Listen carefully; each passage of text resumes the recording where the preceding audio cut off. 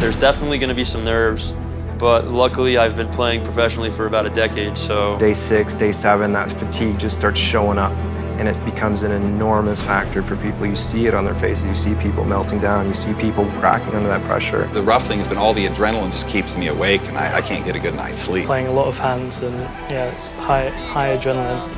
I'm so happy to be where I'm at. I'm a little short on chips, but I'd like to keep pushing, and hopefully I can, you know, keep outlasting everybody. Stakes are so high, it's very important to just not let it affect you. $10 million US. That is going to change some lives. Dexter Zolly Brunson, who wrote the book. And there it is. Helmuth wins the championship. This is going to be the best day of Ryan Reese is the world champion. Biggest day of my life. Welcome back to the 2014 World Series of Poker Main Event telecast presented by Gentleman Jack. Day 6 about to get underway. 79 players remaining, including the shortest stack, Maria Ho. This girl, she's gonna double up today.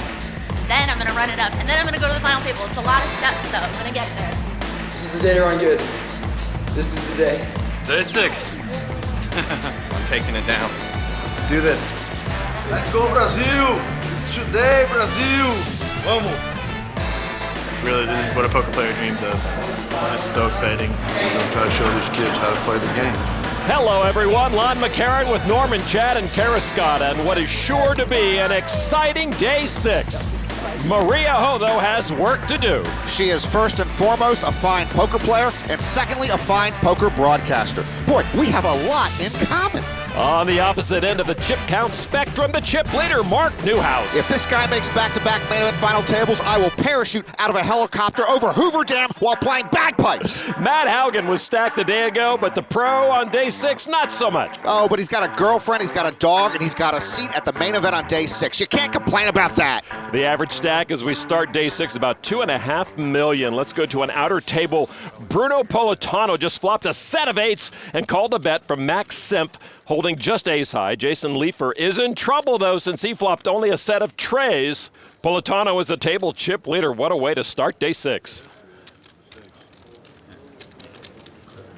Leifer with a check raise to 310,000.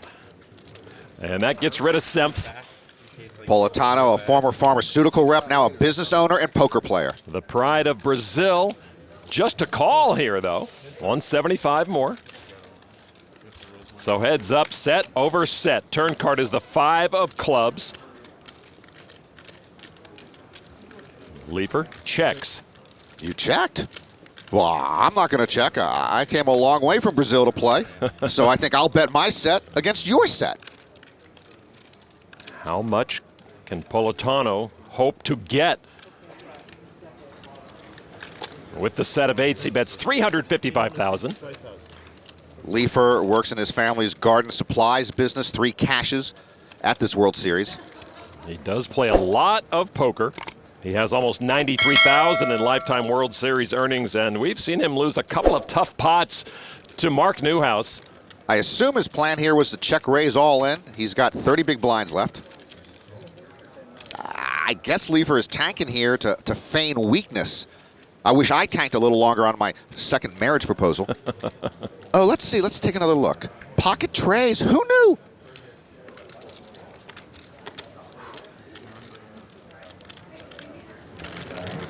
Time.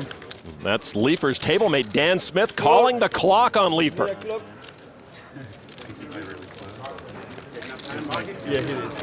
All right, sir, at this time you're on the clock. At the end of 50 seconds, I'll count backwards from 10. If I hit 0 before you vacuum upon your hand will be declared dead. Indeed, they should have called the clock on him. I don't know why Leifer's taking so long.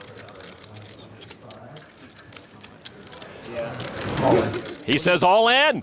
And a snap call from Politano. Jason Leifer's in trouble.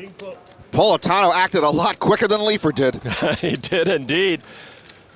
Set over set. Poker pros will tell you that's one of the most brutal beats you can take.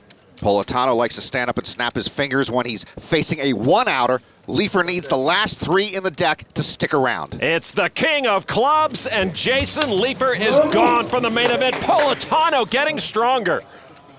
Good run for Leifer. It lasted about 2 minutes longer than it should have. Civil in defeat. Jason Leifer out in 79th, winning nearly $86,000. While the Brazilian amateur Bruno Politano is making a run at the overall chip lead, while Leifer's off to the payout cage. Well, I hope they long haul Jason Leifer to the cage, as the cabbies do here in Las Vegas. I don't speak English very well, but why you time for him? Do you think if he has more time, he doesn't shove? Of course he was going to shove. After shove, no, but it's hard to say that if you don't see the card. He think it, and he had king queen, jack queen, ace queen is a hard decision. He wasn't thinking. No, I could see him. Oh, okay, it's only my opinion. Okay. Because I like to respect the game, but yeah, I love poker. I respect the game. Respect the game, and let's respect the time too. I don't want to play five and an hour. Like, let's just say like you would shove the river and he was thinking. Then it's different. I know. Here, after showdown, yes, but it's a long day, man. It's so. Oh, it won't be a long day if every hand takes 15 minutes. The issue of players taking too long to make decisions at the poker table isn't new, but what is new is how outspoken some pros have been about the issue. Daniel Negreanu has warned his fellow players that he will call the clock on those who abuse their decision time.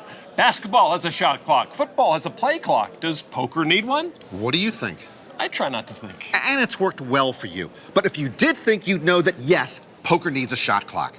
I had hoped that sensible people would act sensibly and take a sensible amount of time to make decisions, but common sense has lost out. So now I must ask the powers that be in poker, fix the epidemic. You're on the clock.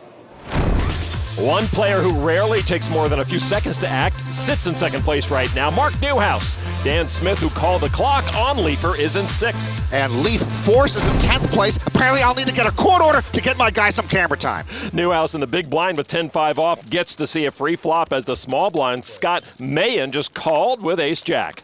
Mayen, 47-year-old amateur from Elk Point, South Dakota. It is 8-4-5. Newhouse catches middle pair. Mayen stuck with ace-high. They go check-check.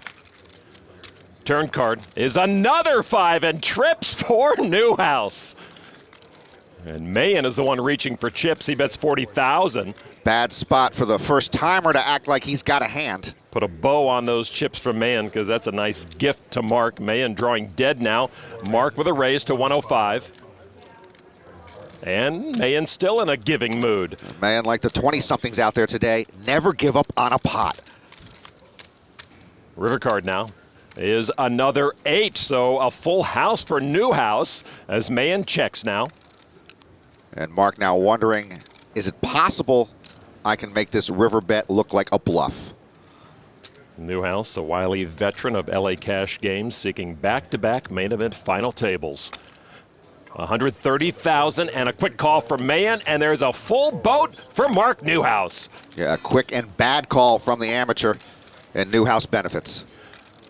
So Mark Newhouse is the chip leader here on day 6 with 190 big blinds. Newhouse often gets no respect with good reason, but he should get a lot of respect with good reason. Am I making sense? This time you are. To Maria Ho, who's all in with Jack 8 against the pocket queens of Zachary Hurst. You don't want to triple me yet? Late on day 5, Maria lost 2 big pots holding ace-king against ace-queen. I've seen that beat that before.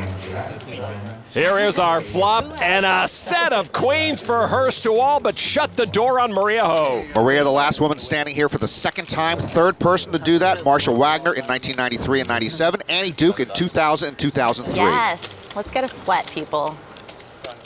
And there's a diamond, that's a sweat. Maria with a flush Come draw. On. Let's do it. Let's do it. She gets there a lot here. Let's do it. Maria looking for any diamond other than the 5. The river card, a red ace, but it's a heart. And Maria Ho has been eliminated in the 2014 main event.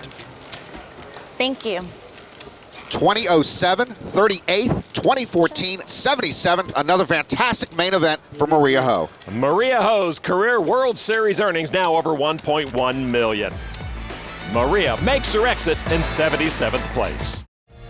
Maria Ho, the most recently departed player from the field, is with Kara Scott right now. And we've lost Maria from the main event here. This is your 8th cash this summer as well. It's obviously not the result you were looking for, but talk us through how you're feeling right now. You know, it's a little disappointing. It's a lot disappointing. You get this far, you don't get that many opportunities to get this far, so you want to make the most of it anytime you can. So I do feel very fortunate that I've gotten very deep in the main twice. And, you know, that means that I could do it a third, a fourth, a fifth time, hopefully, and that's, you know, what I'm banking on. Okay, we'll look forward to seeing you back here. Thanks so much. Thank you. There is Kyle Keranen looking to score another knockout. His pocket jacks are ahead, but with ace-10 of hearts, Gabe Paul has an overcard and a flush draw after the flop. Paul, 24-year-old Las Vegas pro in DePaul grad. Day 6 is when Keranen led the main event in 2012, then he finished 38th. Straight draw on board, and Paul would be good with a chop here. With a heart or an ace, Paul would win. With a non-heart 3 or 8, they would chop the pot. River card is another 7. Gabe Paul's busted draw will be his demise in the end. He is knocked out of the main event. And as he was in 2012, Kyle Keranen is a day 6 chip leader. Keranen with jacks up wins the last 1.8 million of Gabe Paul's chips. Paul out in 74th. The payday more than doubles his prior live earnings. The good news for Gabe Paul is that there is talk of Zoolander 2 in 2016. Well, we head back to the featured table now, which has a new cast of characters. Mark Newhouse is the headliner with nearly 7 million chips. To his left, Bill Cole, a 70-year-old retired bail bondsman with 10 grandkids. We're playing 8-handed at this table. Cole has the second shortest stack. Does every grandfather in this main event have 10 grandkids? What is going on? Cole does have a tough opponent, and Newhouse on his right. I like the under on 10 grandkids when Mark is 70 years old. The field nearing a guaranteed 6-figure payday. Paul just went out in 74th. Action on Newhouse. Mark with queen 7 of spades, an early position, raises to 100,000. Bill Cole from Redondo Beach, California now, ace-10. The oldest player still at this main event. He's been married 4 times to the same woman on and off for 32 years. I am speechless. He calls with his 20 big blinds. Geez, Lon, I say I'm speechless, and that's the biggest smile I've ever seen on your face. Well, I just had a glimpse of heaven there for a moment. Action on Clayton McGuire in the big blind, 25-year-old poker pro, lives here in Las Vegas. Ace-10 also. Call. And he will call. 3 players. So we've got the queen 7 against a couple of ace-10s. The flop is Jack 4 King. Broadway draws for McGuire and Cole. Newhouse missed. McGuire checks. Mark Newhouse never met a flop he didn't like the continuation bet on. The main event chip leader to start day 6. 160,000 from Newhouse, and Cole gives him a look. When you're married 4 times to the same person, that shows a lot of faith in the institution of marriage and a lot of faith in that other person. Cole will not be pushed off his draw just yet. Methodically puts out the call. McGuire gives up his ace-10. Now, that's a good call from Cole, but it's risky because he doesn't have that many chips behind. Turn card, queen of diamonds. Cole hits his straight and the nut flush draw. McGuire's wondering why he folded.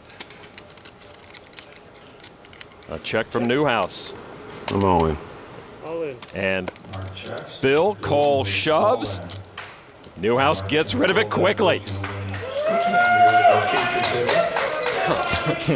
Nice hand. Thank you. Old man celebration from Bill Cole, and I'm impressed he could pump his arm that much. Cole collects what's owed to him by Mark Newhouse, and that's something Bill is very familiar with doing, considering his former line of work.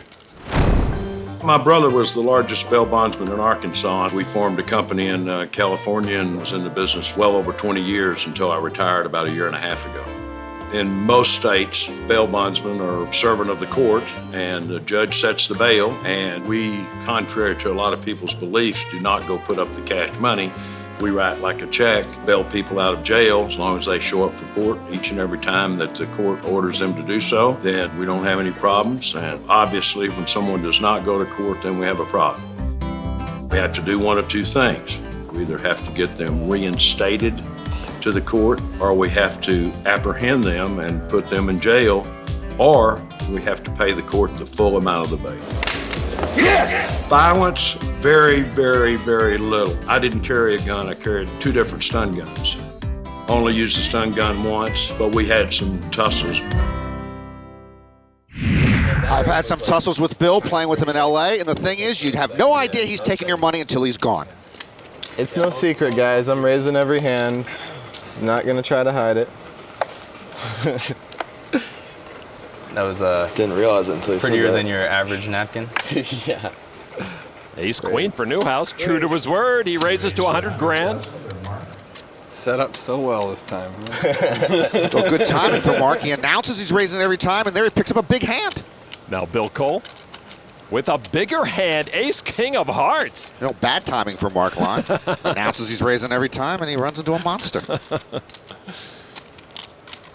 Cole started the hand with about 1.3 million. He announces a re-raise now to 325,000. And that induces a lot of folds. 2-time bracelet winner, Vitaly Lunkin from Russia folds. Back to Newhouse now, who re-raises Cole all in. I call. And there it is. Bill with a great opportunity to double through the big stack. 20 big blinds left. Ace king, ace queen. Go time for Bill Cole, and some pep in his step. Mark Newhouse about to give up some chips. Step it. Seems to be enjoying Cole's unbridled joy as much as he can. I'm not celebrating. I'm just, you know, I got it in good. What can I say? Living the dream, baby. Living the dream.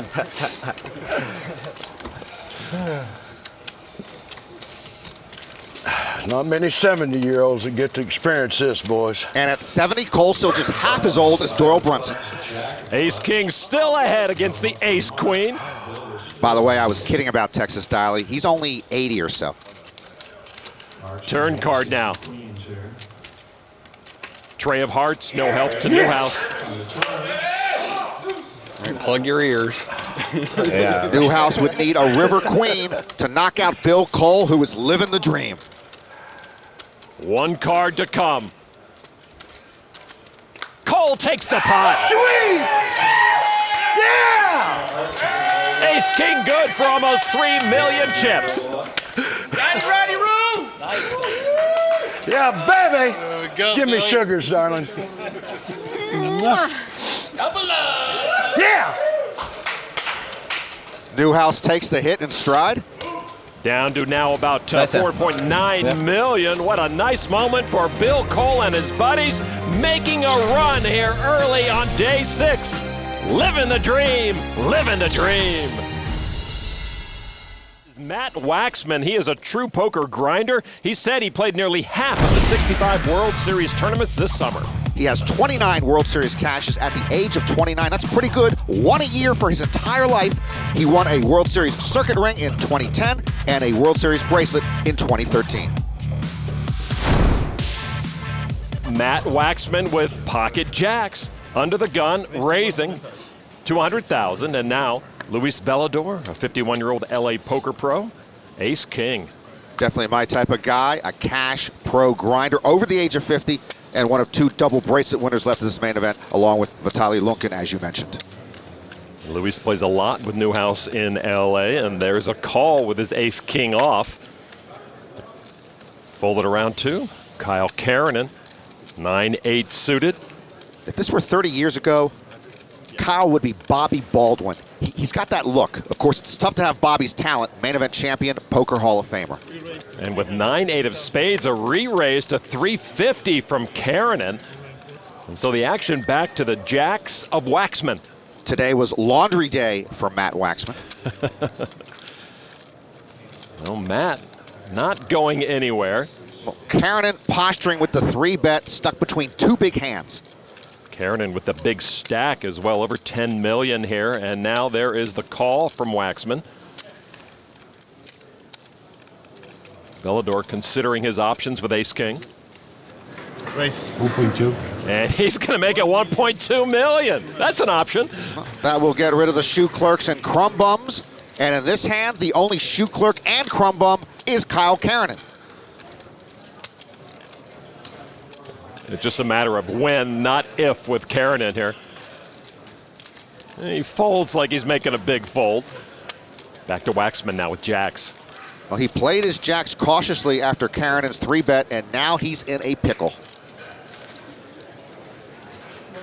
Not sure what Waxman will do here, but I give him a top 5 hair nomination for all poker players worldwide. All right, man, that's cool. He does fold the pocket jacks. Luis Velador will collect that pot pre-flop with ace-king. What are you 3-betting? The also-rans will start grumbling at each other. Jack 6 chips. Well done, Luis. Back to the featured table where Mark Newhouse is hard at work trying to make the main event final table 2 years in a row. Folded to McGuire, Queen 9, and a raise to 100,000. There is Mark Newhouse. Small blind, Queen 10 of diamonds. He calls. Big blind is Bill Cole with ace jack. I'd love to see Bill Cole put the senior citizen squeeze on these youngsters in this spot. Cole just doubled through Newhouse a short time ago. And there's just a call. He disappoints me. So three-way action. McGuire, Newhouse, and Cole. The flop is 8-6 king, couple of diamonds, a flush draw for Newhouse. He checks. Ace high is the best hand here for Cole. He checks. McGuire once was a lifeguard. I thought about that myself, but I hate getting wet. Lucky for you, the LA River is dry if Newhouse makes the final table. McGuire bets 175, perceiving an opening with his queen high, and Newhouse comes along. Cole folds. You just know that Newhouse, with 100% certainty, is going to end up making a flush in this hand if he sticks around to the river. That's the way he's been running. Heads up now to the turn. 10 of spades, Newhouse pairs up. McGuire with a two-way straight draw. Mark checks again. I'll put McGuire in the top 100 for hair. No, he's picked up a double gutter and will continue to posture. 350,000. What is that? 350,000.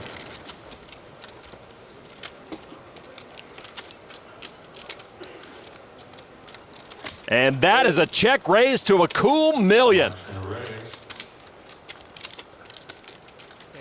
And Clayton folds. Mark Newhouse collects that pot. Newhouse didn't need to stick around and make a flush. He sensed he had the best hand or could get McGuire to fold there with a raise. Newhouse chipping up again. McGuire with a short stack. Earlier, we spoke to Mark about what makes the main event so special. I'm definitely not always playing my A game. You know, this is the greatest tournament of the year. It's so many people, 2-hour levels, great structure. You get to actually play poker the whole time. A lot of tournaments, you get short very fast. There's not a lot of post-flop play. Becomes just shipping it in and flipping. And this is the one tournament of the year that, you know, all through the 7 days, you're playing real poker. It might not always be his A game, but Mark Newhouse knows how to play real poker. Norman, what is real poker? Real poker is sitting down with a lot of cash at the table when every hand isn't a pre-flop shove. And I'll tell you what's not real poker, any tournament you're playing in lot in which you final table. Newhouse picked up a real hand here. Pocket queens, the raise to 100,000. And that gets a call from Bill Cole with 10-8 suited on the button. Any other takers? Maybe the big blind. Chris Graves with pocket nines, the second biggest stack at the table. 39-year-old software designer from Indianapolis. His nickname is Bassmaster because he used to wear a fishing hat at the table to hide his face from opponents. And that's a re-raise with the nines to 350,000. Newhouse normally acts rather quickly, but he's not used to having a big pre-flop hand. What a bonus to be so good post-flop and then pick up queens here. And there is a 4-bet to $1,050,000 from Newhouse. And I believe this pot's a little too rich now for the bail bondsman. We saw Batman putting on his cape as Cole does fold. So back to Graves, who was a world-class bridge player at a young age. Gosh, I didn't know anyone played bridge under the age of Bill Cole. Yeah, right? Graves now seeing Newhouse 4-bet. How do you know when Newhouse is serious with a 4-bet? But he does manage to fold the pocket nines. A terrific decision. Graves sticking around, dodging Newhouse's big hand. 500,000 new chips find their way into Mark's stack, climbing back over 6 million now. If you're looking for a roller coaster in Las Vegas, look no further than Mark Newhouse's chip stack. Time now for the 4th event of the Side Action Championship. Tonight's event goes back to the ancient Greeks at the original Caesar's Palace. Chip stacking. 100 chips will be in a plastic bag in front of each player. Players must dump the bag and stack the chips.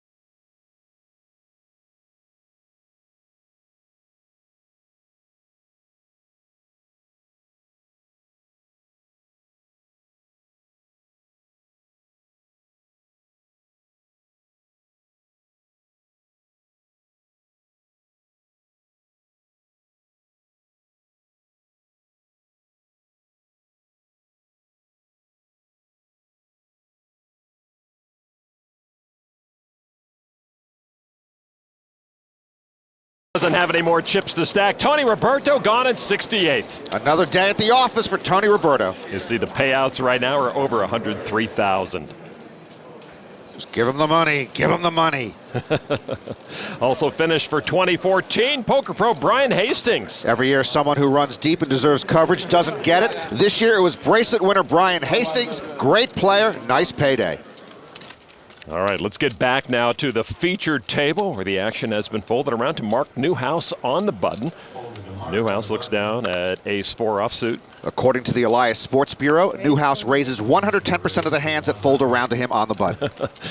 Raised to 100,000, Bill Cole in the small blind. King 7 suited. The first time Cole played poker in Las Vegas, he flew out here more than 50 years ago, specifically to play Raz at the Stardust.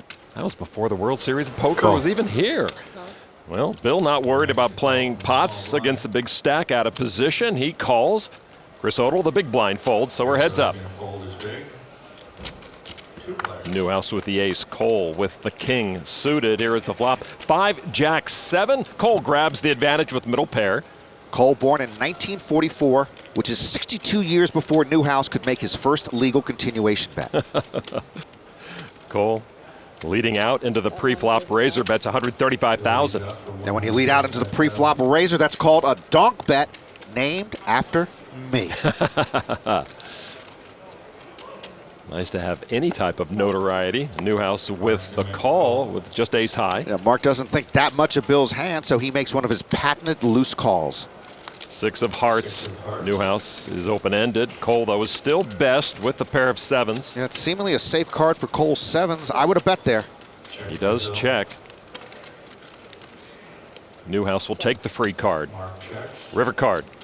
King of diamonds. King's up now for Bill Cole. He can proceed with little worry. Yeah, King's up feels like the absolute nuts here. And Cole is reaching. The lavender chips are worth 100 grand each. And he'll bet 275.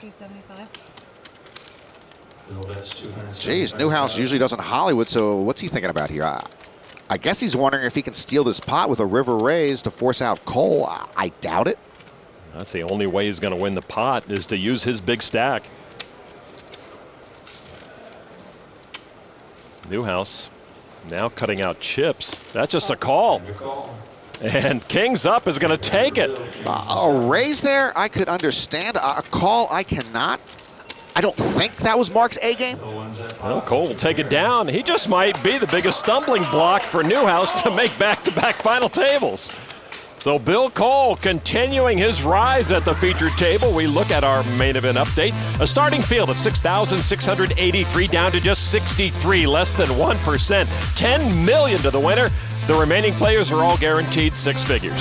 6 bracelet winners left in the field, including Vitaly Lunkin. Double bracelet winner Lunkin opened under the gun with jacks, raising to $105,000. Bill Cole with ace-7 suited. As you mentioned, he lives in Redondo Beach, California, 2 miles from the beautiful Pacific Ocean. Plus, he plays golf 3 times a week. It's the good life. Bill Cole wants to play. He makes that call. Chris Odell from the button, 8-9 of spades. 30-year-old Delaware pro. This is his 3rd cash of this World Series. Man, I would walk across the desert on my day off for those cards. Folded to Matt Haugen in the big blind, 8-7 of clubs. He makes a point to spread awareness about inhumane treatment of animals. Oh, that explains it. What's that? His affinity for the Detroit Lions. Good point. He does make the call. 3-way action. It is king, deuce, 7, a pair of 7s, and a bad kicker for Haugen. He checks. Cole with a nut flush draw and pair of 7s, but Lunkin is best with the jacks.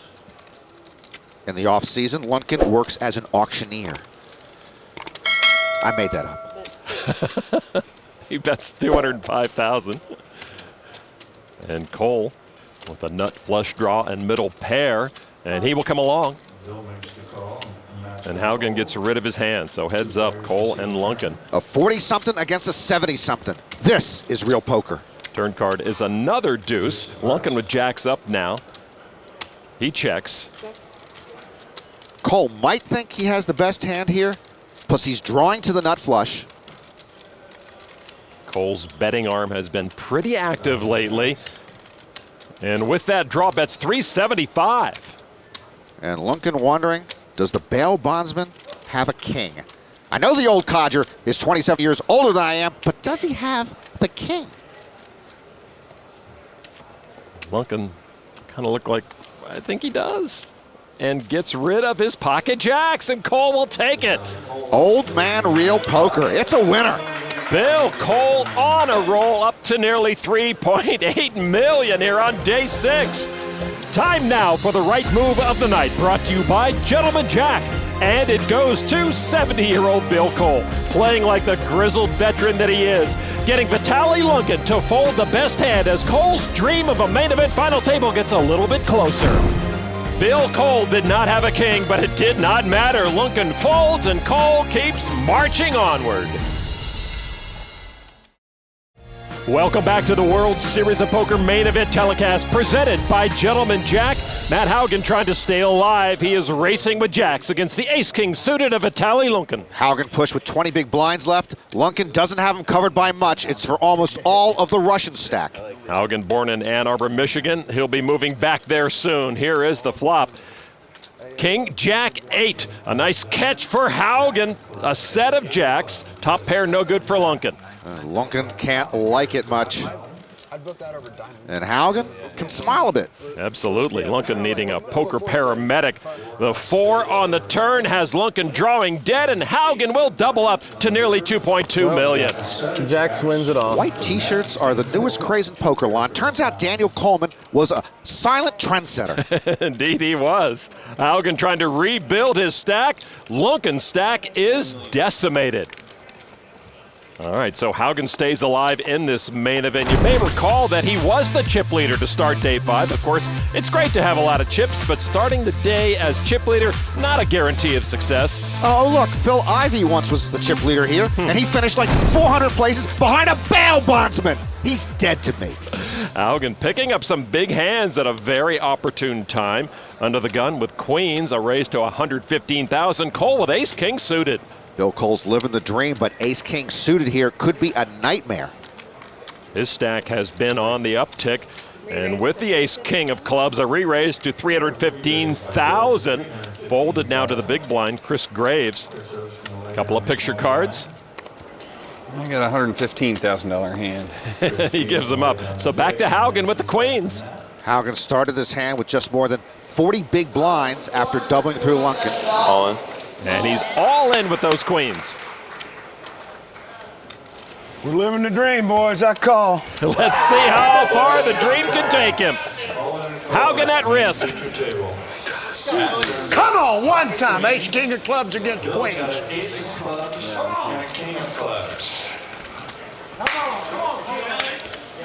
One time. Bill Cole waited until he was 70 to use his one time. Haugen all in, Cole in for most of his stack. I love to see someone living the dream. Here's the flop. Jack 10 deuce. Haugen's queens are good. Cole with a Broadway draw, but Haugen has 2 of Cole's outs. Matt Haugen is one cool customer. Sweet. Cole more of the hot potato type. Tray of diamonds. Haugen 1 card from another double up. Cole needs an ace, king, or queen to bust Haugen. More exciting if it comes on the river.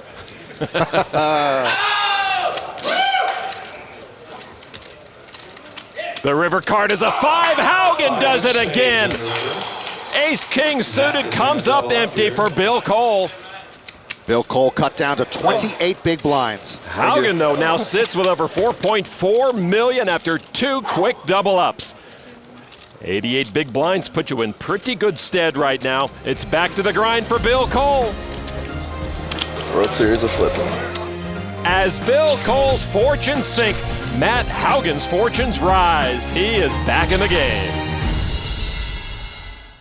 The best poker content on the internet. Your super high roller bowl 7 champion. Oh yeah! Wheels are coming off. That's the craziest hand I've ever seen. What was that bite? Go to get.pokergo.com/YT24 for $20 off a new annual subscription. That is where the remaining field hopes to be come November, the final table of the main event. Benoit is a first-timer still with a shot. The man likes to paint, and he's got a smile on his face. What more could you ask for? And there's Mr. Foosball, Billy Pappas with an above-average stack. Part-time poker dealer, part-time world foosball champion. Mark Newhouse knows well the path to the final table is fraught with danger at every step. Action on Bill Cole after Clayton McGuire opened for $100,000 with pocket 7s. Cole with 9-8 of diamonds. Cole doesn't strike me as a suited connector type of guy. He's more of a lunch pail type of guy. Bill Cole's going to mix it up here and makes the call.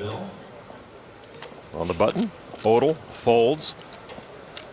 Graves in the small blind. Graves' wardrobe consultant has the day off.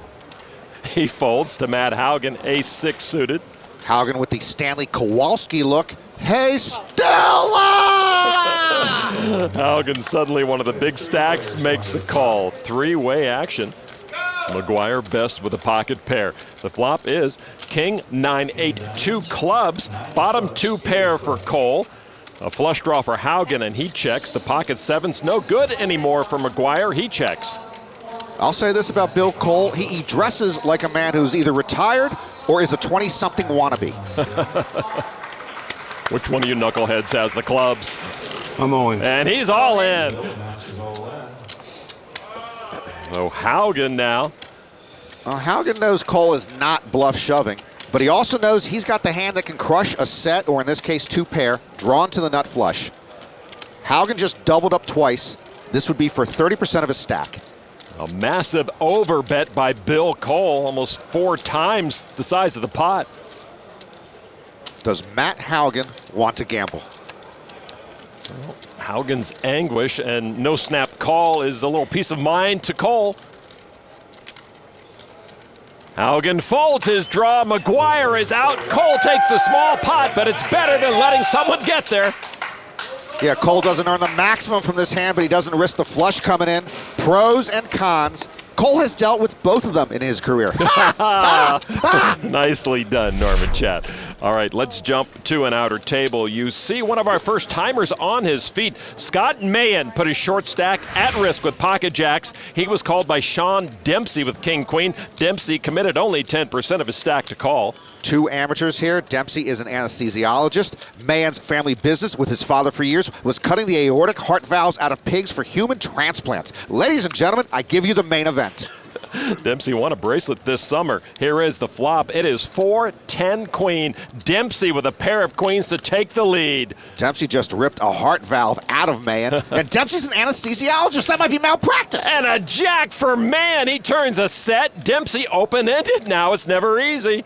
Well, that jack should bring joy to Mayan's face. Now he needs to dodge an ace or a 9 to survive. And he does. A 10 on the river. Mayan wins it. My time is done. Need the one outer. I have jack 10 in my hand. Oh, wow.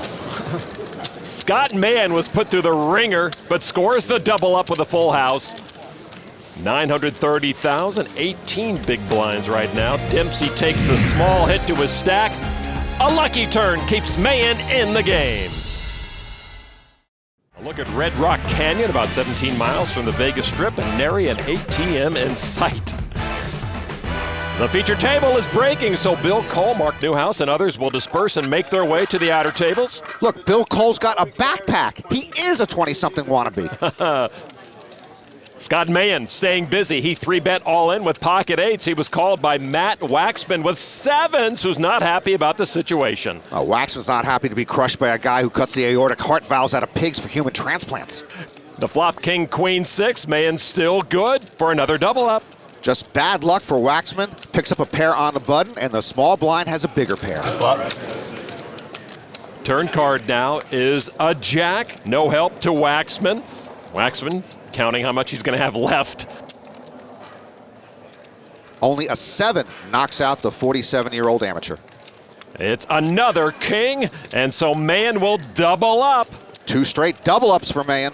1.7 million for Mayan that time. Vicky Morgan, Mayan's fiancée, there in the middle. That will extend his rail stay and Mayan's stay on the player tracker. Scott had only 425,000 chips 2 hands ago, but a couple of double ups can do wonders for your hopes. I wonder if they could adapt that to be an ex-wife tracker so I could follow my money. Not sure they have a tracker big enough. We have seen Scott in our first timers pieces. He's a construction supervisor from Elk Point, South Dakota, small town of about 1,900. And I think there are about 19 people in Elk Point right now because the rest of them are here with Scott. He calls this main event the dream of a lifetime. He's sitting this one out as Matt Waxman called another all-in with ace-king off. He needs help to knock out Jorrit van Hof with pocket 10s. Big pot. Waxman getting short if he loses this race. Pocket 10 still good for Van Hof after that flop. Clean flop for the 31-year-old Dutch pro. Waxman, not in the best of moods, about to double up someone again. Turn card, 6 of spades, no help to Waxman, who could lose nearly all his chips here. Now, pot of 4.5 million. Waxman needs an ace or a king to knock out Van Hof.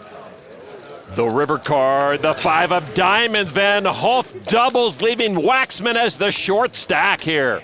Down to 10 big blinds. Waxman feeling the deep pain the main event can inflict, while Van Hof doubles to over 4.5 million. 31-year-old Dutch pro living in London now with a nice pot. One time. At another table, Bill Cole using another one time. His pocket 9s are all in against the aces of Robert Park. You can't use a one time twice. That's a rookie mistake. Park trying to stop the dream team train. Nina Ross rode a pudding house. Nina Ross rode a pudding house. I have no idea what he's saying, and I don't think I want to hear it again. It's fun, though. Don't worry about it. Park trying to score the knockout. Now, how can you not root for this man living the dream? Here is the flop. Jack 10-6. Not much for Cole to shout about. Cole, the oldest player left in the main event. His rail figuring out what he's going to need. And that is not it. Cole down to his last chance.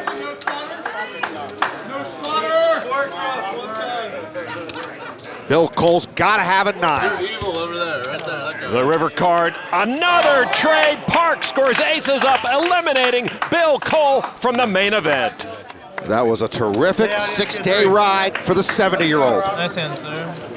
I woke up with your range. Park scores a knockout. Bill Cole left his mark on this main event, out in 58th for over 124 grand. I love to see the old guys go deep. I hate to see them go. Time now for the DraftKings.com King of the Night. It goes to Bill Cole. Yeah, baby. Give me sugars, darling. Kara Scott is with King Cole right now. Bill Cole is out of this main event. This is your 9th try in the main event, and you came in through a satellite. You looked like you had a great time. So talk to us about this experience. The main thing that's a surprise to me, and I think really a good thing about poker, is the friendliness of most all of the tables. I mean, I was pleasantly surprised because that's the way I like to play poker, and I'm really impressed with the young players and their manners and their respect. What a great experience to share with all these people. Thank you so much for talking to us, and congratulations. Thank you. Have a great day. And you.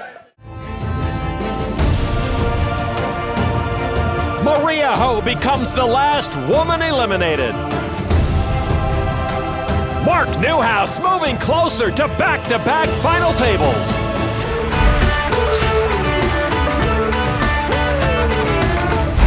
Welcome back to the 2014 World Series of Poker Main Event telecast, presented by Gentleman Jack. 57 players remain. Just one wins $10 million. Hi, everyone. Lon McCarran with Norman Chad and Kara Scott. Dong Gua is a main event first-timer without a care in the world. I remember that feeling when I was 2 years old. Brian Devonshire is a rafting guy trying to wade through the main event. If I ever start a whitewater rafting company, Devo will be my first hire. Book it. I'm real vain. I shaved this morning. You shaved? You're doomed. The main event beard? I don't. Look. Yeah, no, I don't do playoff beards. I can't even grow a beard, and I'm growing one. Yeah, I'm way too pretty to go unshaven on TV. Brian Roberts and Lee Force seem to have different philosophies on shaving. Lee Force is a throwback. I'm not exactly sure what he's a throwback to, but it feels right to call him that. Chip leader Kyle Keranen survived the choppy waters of day 5. Kyle's trash-talking opponent, Curtis Rystad, is long gone. Kyle is free and clear to run over this field. Kyle has a nearly 2 million chip lead on Robert Park. Brazil's Bruno Politano's in 4th. Lee Force is in 6th. Yeah, my guy Lee Force finally getting a little FaceTime. Why am I a Lee Force fan? Among many reasons, he loves to bowl.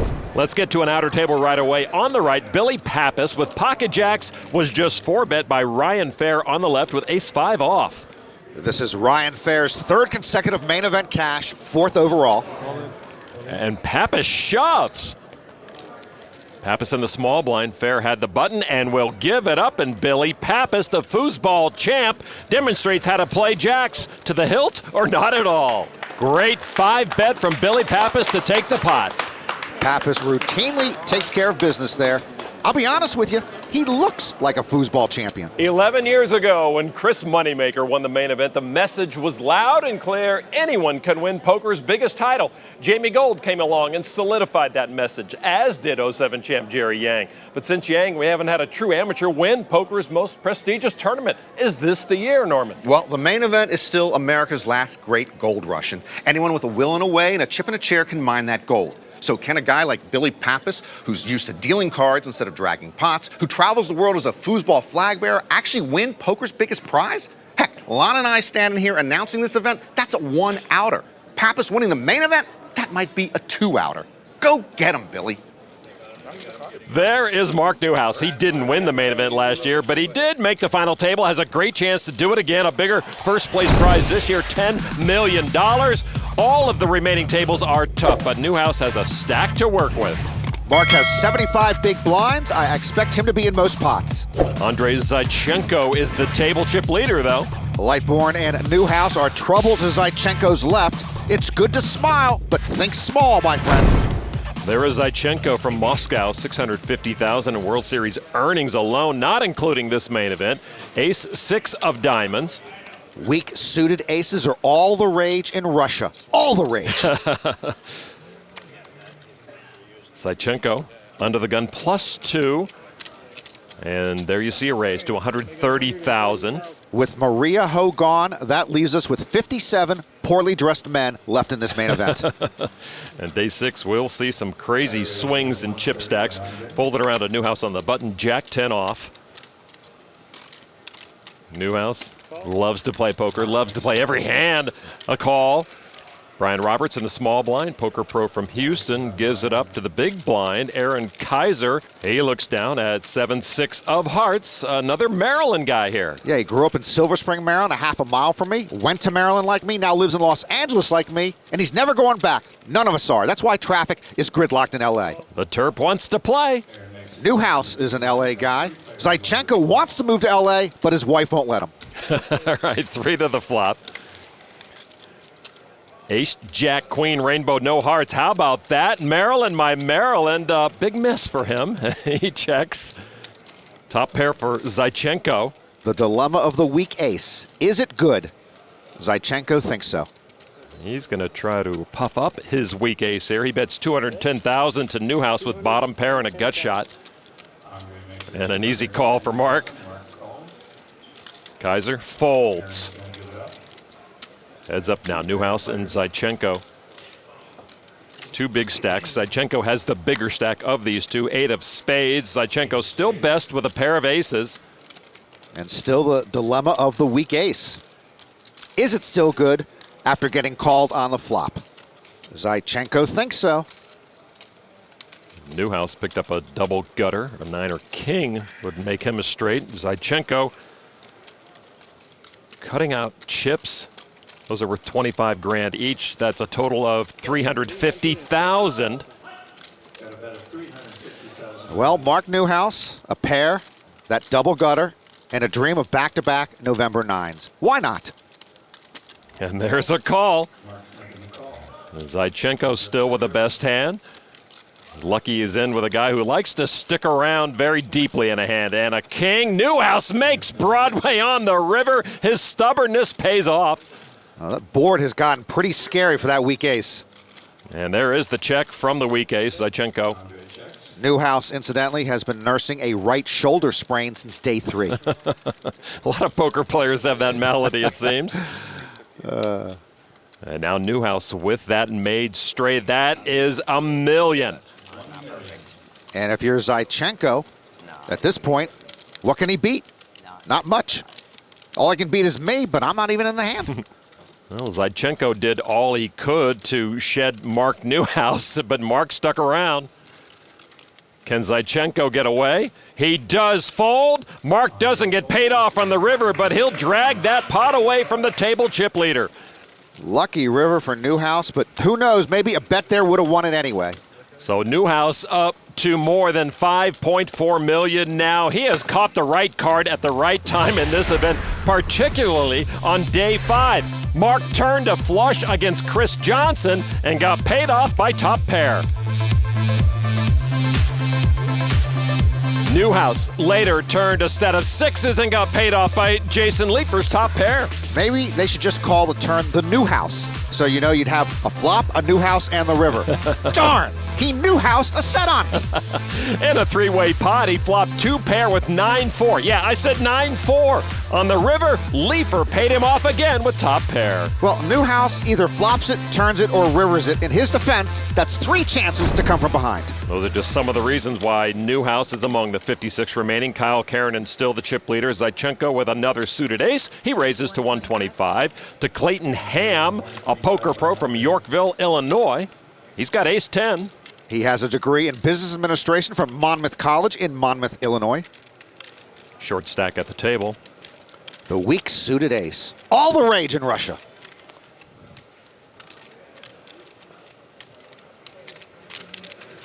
Can we call a clock? Come on. Zaichenko wants him to move along. Wait. We're on TV. Can't do that?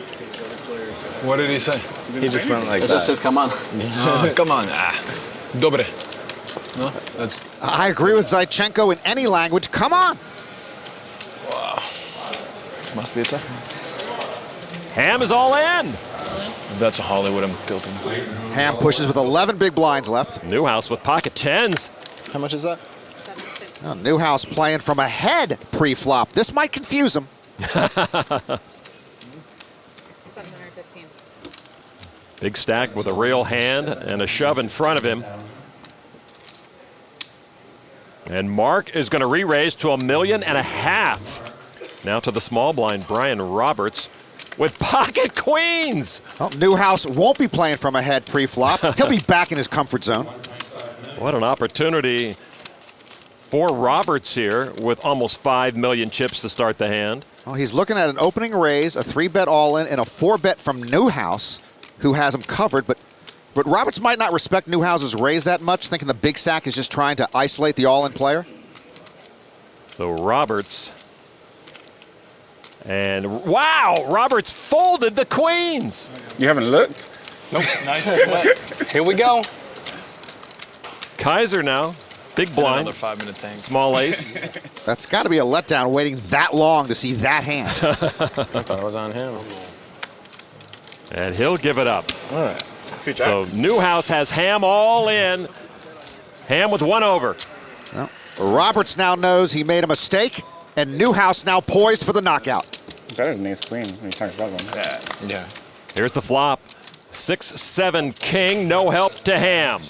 The outs are from Ham's perspective. He doesn't know some of his outs are folded. Ooh, I folded a big hand. I folded a huge hand.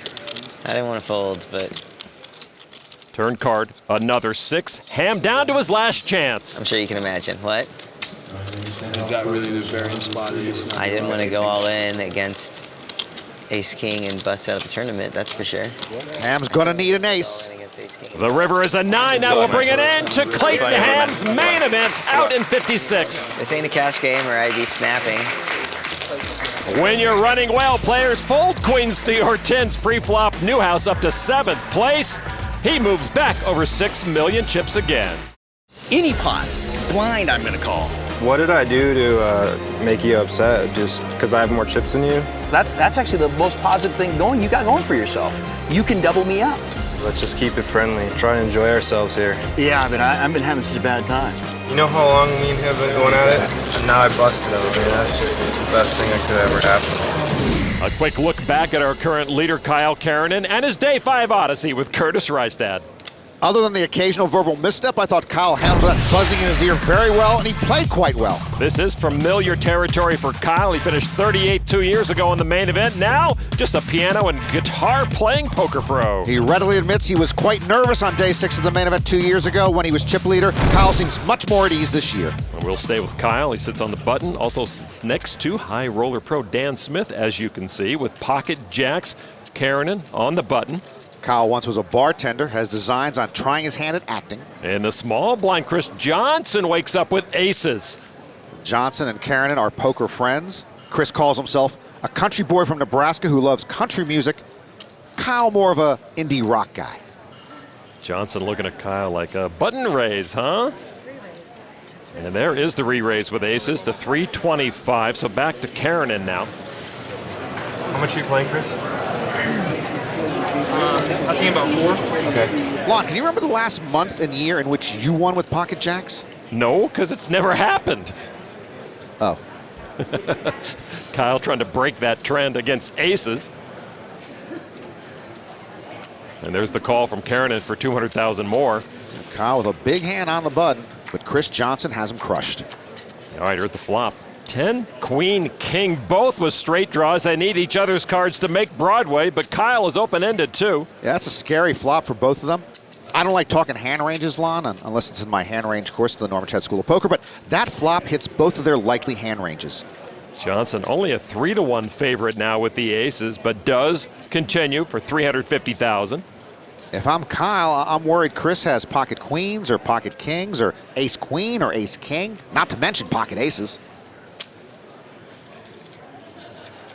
Keranen with a raise to 800,000, so that's cause for more alarm bells with Chris Johnson. Yeah, if I'm Chris, I'm worried Kyle flopped the nuts with ace jack, or maybe he flopped a set. Next to Chris Johnson's name, it says 76%, but it might feel like 7.6% to him. And Keranen working with more than twice the stack of Chris Johnson. But Johnson puts in 450,000 more for the call. When I play Hold'em, Lon, the problem is I always think the other guy has it. All right, they will see a turn card. 4 of diamonds, no help to Kyle, who is the one behind, but it's Johnson on his heels, it seems. Johnson checks it. Well, what was that? I thought Kyle was motioning check there. I guess it was a check swing. I was like, move your arm, I want to count your stack, I think. A much smaller stack than his own. Kyle Keranen now continuing to barge through on this hand, and there's a bet of $1,050,000. This is actually a tough spot for pocket aces. Kyle essentially asking Chris if he wants to play for his tournament here.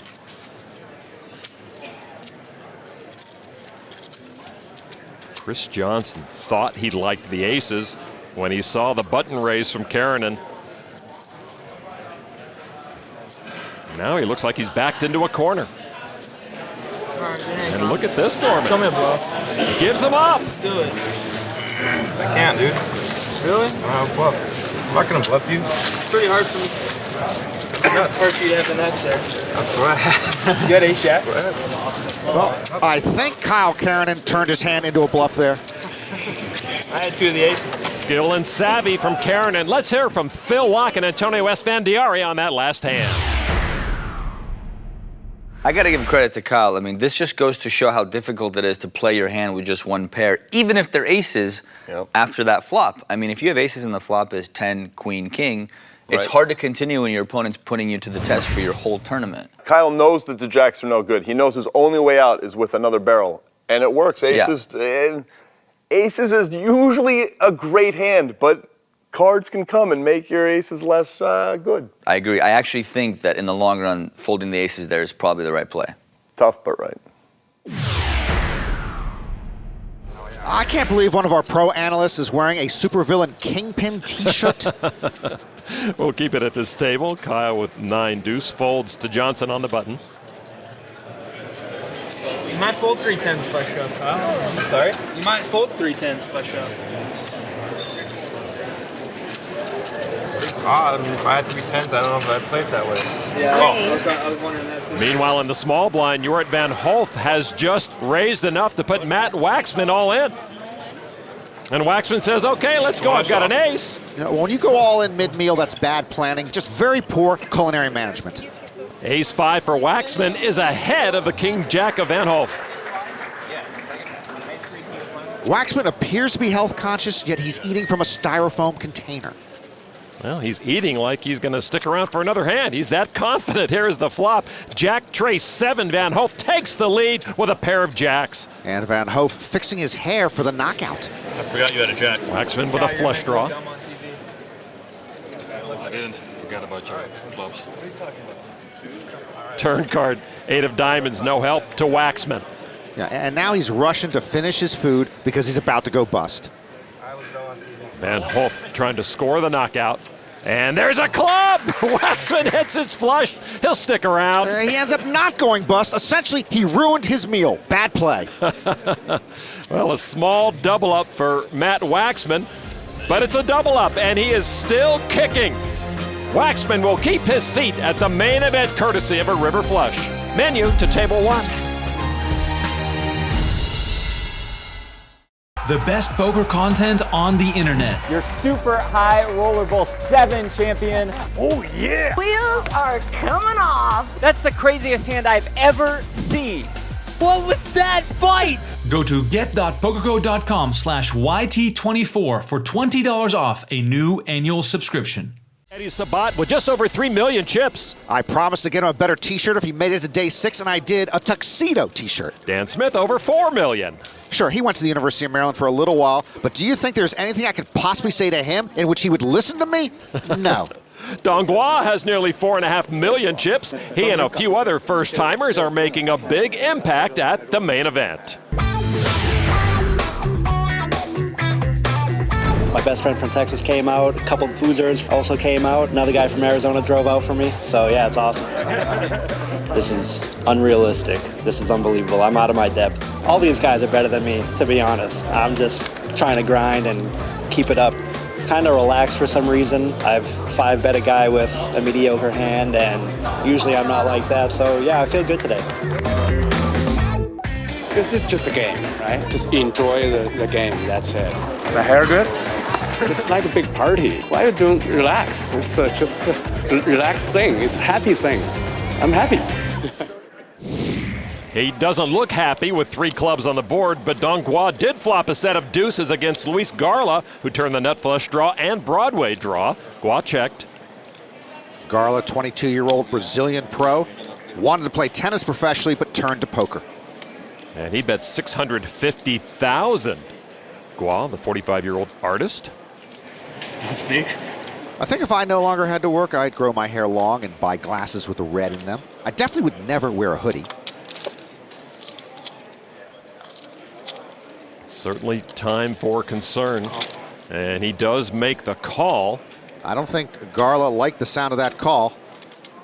Garla, of course, drawing to the nut flush and to the nut straight. Nearly 2.5 million chips there in the middle for the taking. The river card 7 of diamonds. No saving card for Garla there. Gua checks again. Garla wondering if one more bet can win it.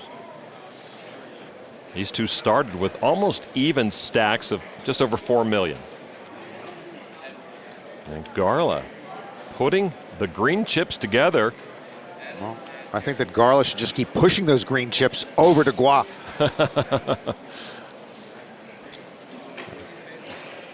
A very nervous rail for these players, and here it comes, 1,650,000. If Gua called the turn, gotta believe he'll call the river unless he suddenly has buyer's remorse. And there is the call with his set. Garla shows his busted draws. Gua picks up nearly 3 million new chips. Big league bluff and a big league call. Yeah, he's got heart. Meanwhile, Garla took a huge hit to his chances when his bluff went south. And now Gua up to almost 7.3 million. It's a flush showing, man, with 3 deuces. That's a tough one. That's why they're there and I'm here. Holy cow. Time now for the right move of the night, brought to you by Gentleman Jack. Dongua let Luis Garla bluff off a big chunk of his stack to win a huge pot with a set of deuces. Nothing amateur about the way this amateur played that hand. And now Dongua is much happier as he stacks away. You should dip into his IRA and hire a stacking assistant. All right, close by, rafting guide / poker pro and San Francisco Giant fan Brian Devonshire just open raised to 130 with 6-4 off. His table mate Michael Finstein did pick up pocket jacks in the small blind and makes it 375. I'm officially putting a moratorium on all river jokes involving rafting guide Brian Devonshire. I'll do my best. The big blind folds, so back to Devo now. Finstein used to play piano on summer cruises. Of course, Devo likes to raft, which is pretty much a roll-up-your-sleeves cruise. You're right about that. I don't want to tell Devo how to do his job. He's a top-notch poker player, but I really think it's time just to move on. Well, he may have other plans for Finstein here. And he repops it to 775. Devo is an avid fly fisherman, but he's wading into some very deep waters here. I got to call personal foul. Not a rafting joke. This is a 4-bet right here, by the way. Jacks versus 6-4 offsuit. What's that, about 50-50 pre-flop? Yeah, in your game. And there's a call with the jacks, and I'm not sure Devo wanted to see a flop. Well, I don't even know if a 5-bet would have ended it, but Finstein now out of position and at the mercy of Devo. All right, this will be interesting. Deuce, King, 6, an overcard to the jacks, a pair of 6s for Devonshire. A check now from the jacks. Now, I would have bet. See where I'm at, as we used to say at the Elks Lodge. A check back from Brian Devonshire. Queen of hearts on the turn. I certainly would bet now if I were Finstein.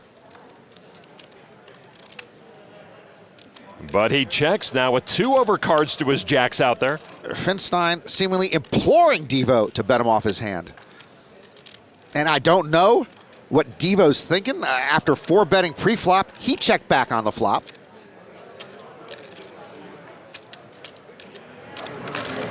With the bigger stack, Devo says all in. Finstein snap folds. It worked. Not sure what Devo is repping with that bet, but Finstein can't call it. Example 1,043,761, why poker is a game of skill. The rafting guy didn't need the river to win that pot. Yeah, I went there, Norman. Well played by Devo. He keeps chipping up. Kyle Keranen trying to put another notch in his visor with ace-10 of hearts, trying to run down the pocket sevens of the at-risk player, Chris Odell. Odell, 13 big blinds left. Standard call from the big stack. Odell, a 30-year-old online poker pro, lives in Delaware, looking to hang on with the sevens. There's the flop, and Kyle nails the flop with aces up, but those diamonds give Odell oodles of outs. Odell in a Phillies hat. That would have been good luck about 6 years ago. 4 of clubs on the turn. Chris Odell now on the precipice of elimination.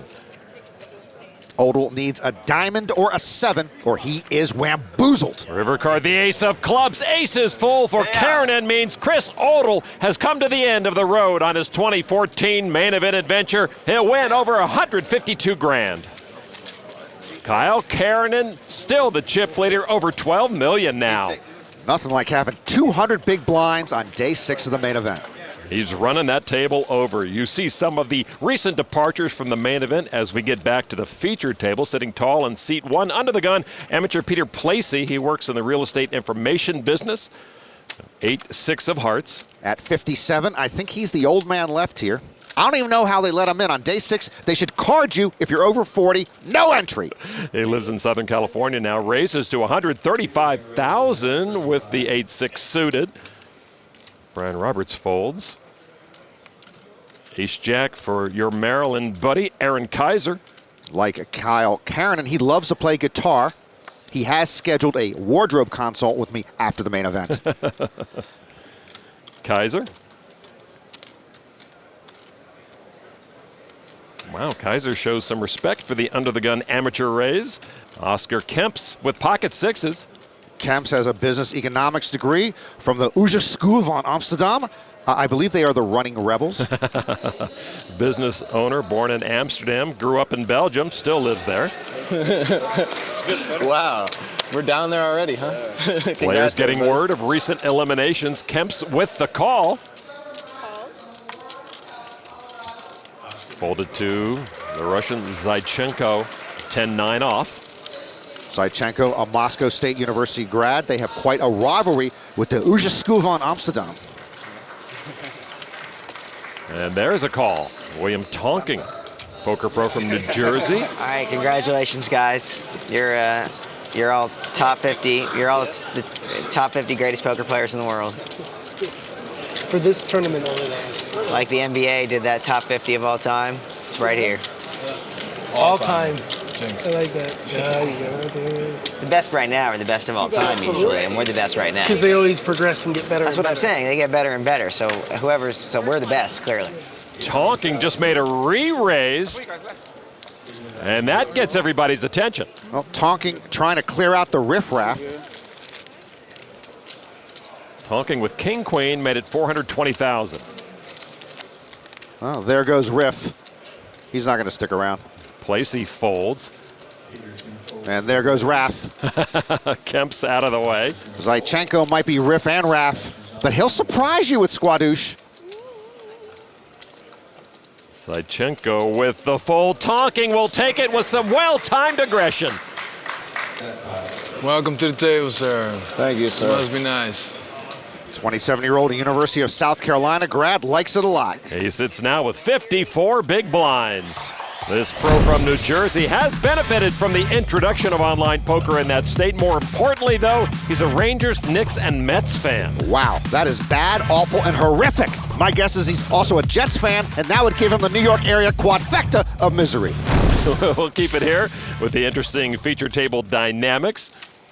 Zaichenko, better known as Zaya to his friends, with Queen 10 off and a raise to 125. Tonking with pocket kings. He started playing poker in 2005 as a high school senior in a friend's basement.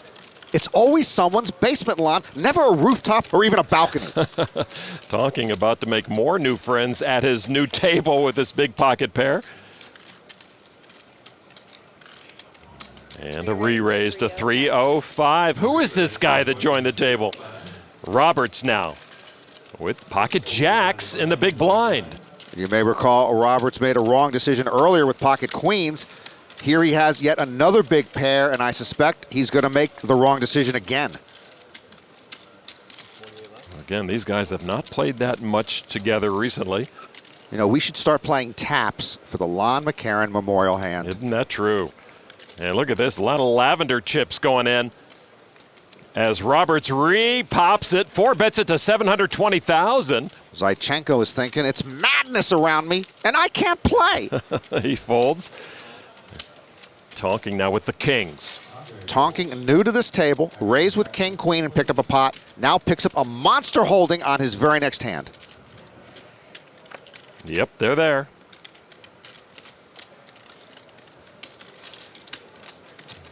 Trying to lure Roberts in now with what we assume will be another raise.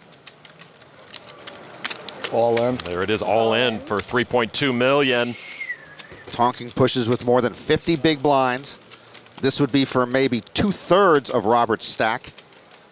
Remember, Roberts found out folding his queens was wrong. Don't know if he's in the mood to make another big fold against the new kid on the block.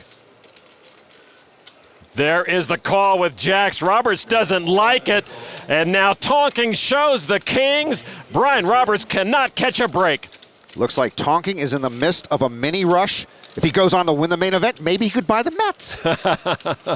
Tonking looking very good for this double up through Roberts. Here is the flop now. 6 trade deuce. Tonking still good. No straights or flushes for Roberts. 4-ball maybe? Roberts would be happy to take a chop pot now with a straight on board. Turn card 9 of diamonds, no help to Roberts. Tonking a card away from becoming a big factor in this main event. Roberts needs a jack and a jack only to knock out Will Tonking. The river card is a 10, and that is worth nearly 6.7 million chips to Tonking as Brian Roberts is cut down to under 30 big blinds. I wish I could do that. Oh, I have to go to the TV table. Don't do it. I wonder how I'm Yeah. going to do. That's I play a lot better when I get kings against jacks. Tonking now in the top 10. I folded a huge hand. I didn't want to fold, but I didn't want to go all in against ace-king and bust out the tournament, that's for sure. Bad timing, bad result for Brian Roberts. William Tonking, the latest beneficiary. Time now for another edition of First Timers. It's a dream. I've played poker for a long time, and I always believed in it and loved it, and I knew I was just all right, but I didn't know if I was good enough to play, and it's more than I could have dreamed of already. All in? I could never afford it before, and well, I still can't. I got here, my dad helped me a lot, and then about 5 or 6 guys threw in $500 a piece too to help me get here. And I have points that I save for my miles for traveling, so I got my hotels for the first 2 days free, and this is just surreal.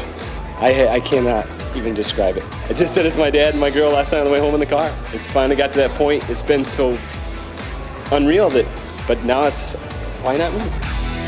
We're going to day 6, playing down to 27. I've seen it happen on TV. To be a part of it, it's unreal. You know, it's unbelievable. We're ready to come back and do it again tomorrow and play down to 27. I got to get in the top 27. You come this far, you have to get in the top 27. You can't get to the final 9 if you don't get in the top 27. No, I feel good. I'm kind of dug in, and when I've had some big hands, and I think that I've played some of those big hands pretty well. Feel good. Hard not to root for first-time amateurs like Tom Serra Jr. and Scott Mann and Billy Pappas and Dongua. Serra in the small blind waiting on David Tuthill on the button with 8-7 of clubs with a stack of 2.6 million. Tuthill reaching for chips, a raise to 135,000 now. Standard button raise. I've taught that for a long time. Serra, though, wakes up with 2 red kings. Serra, a proud member of the 1993 Girard High School Division II Ohio State Basketball Championship team. And there is a re-raise to 330,000. At the moment, I think Serra is prouder to be holding pocket kings in the small blind. The big blind folds, so back to Tuthill, a Florida poker pro who won a World Series circuit event, his final tabled World Series and WPT events. Tuthill sounds like an auditor in a crime novel. He does make the call. Well, Tuthill does have the type of hand that could chop down a big hand. All right, there's the flop. Jack 6-6, 2 clubs. A flush draw for Tuthill. Sarah's still good with the kings. Sarah's a long-time poker dealer. I think he prefers getting cards instead of giving cards. Indeed. And he's got to keep hammering with those kings, with a possible flush draw out there. He's handled chips before, right? He is a dealer, yeah. And there is the bet, 465,000. Tuthill with a decent stack, maybe 36 big blinds. Does he want to keep drawing to his flush? Sarah with kings up now. 465. It looks like Tuthill wants to come along. Flat call. Don't like Sarah talking during the hand. That's a first-timer mistake, I believe. All right, turn card, 8 of spades. And pairs Tuthill. That's 600,000. And a quick bet of 600,000. I'm not a bet sizeologist, Lon, but that's just too small. Makes it too easy for Tuthill to chase his flush. Tuthill's getting the right price here. If you're Marshalls or Kohl's, you want to bring in customers by offering the right price, but not if you're a poker player on day 6 of the main event. Well, plus there are 2 clubs and 2 spades out there. That could spell trouble. Tuthill folds, and Sarah will take the pot. Started to believe they were good. Another first-timer mistake. You make Tuthill feel like he's playing well by showing him the big hand. Midwesterners are just too nice. Quite a few first-timers making some noise at this main event. Sarah, Pappas, Mayen, and Gual, all with a real shot at the final table. Time now for Event 5 of the Side Action Championship. Underneath the pot, we have a Cornish hen. They have to guess the correct weight. I'm just kidding. It's guess the correct pot size. Pink chips are worth $5,000, green $25,000, white $100,000, and purple $250,000. This is a tough event. We will lift the tray, and they will have 15 seconds to make an answer. Write it down. Here we go. Can we use a calculator or no? I'm in deep trouble. Go. I'm just going to get $1. You're kidding me.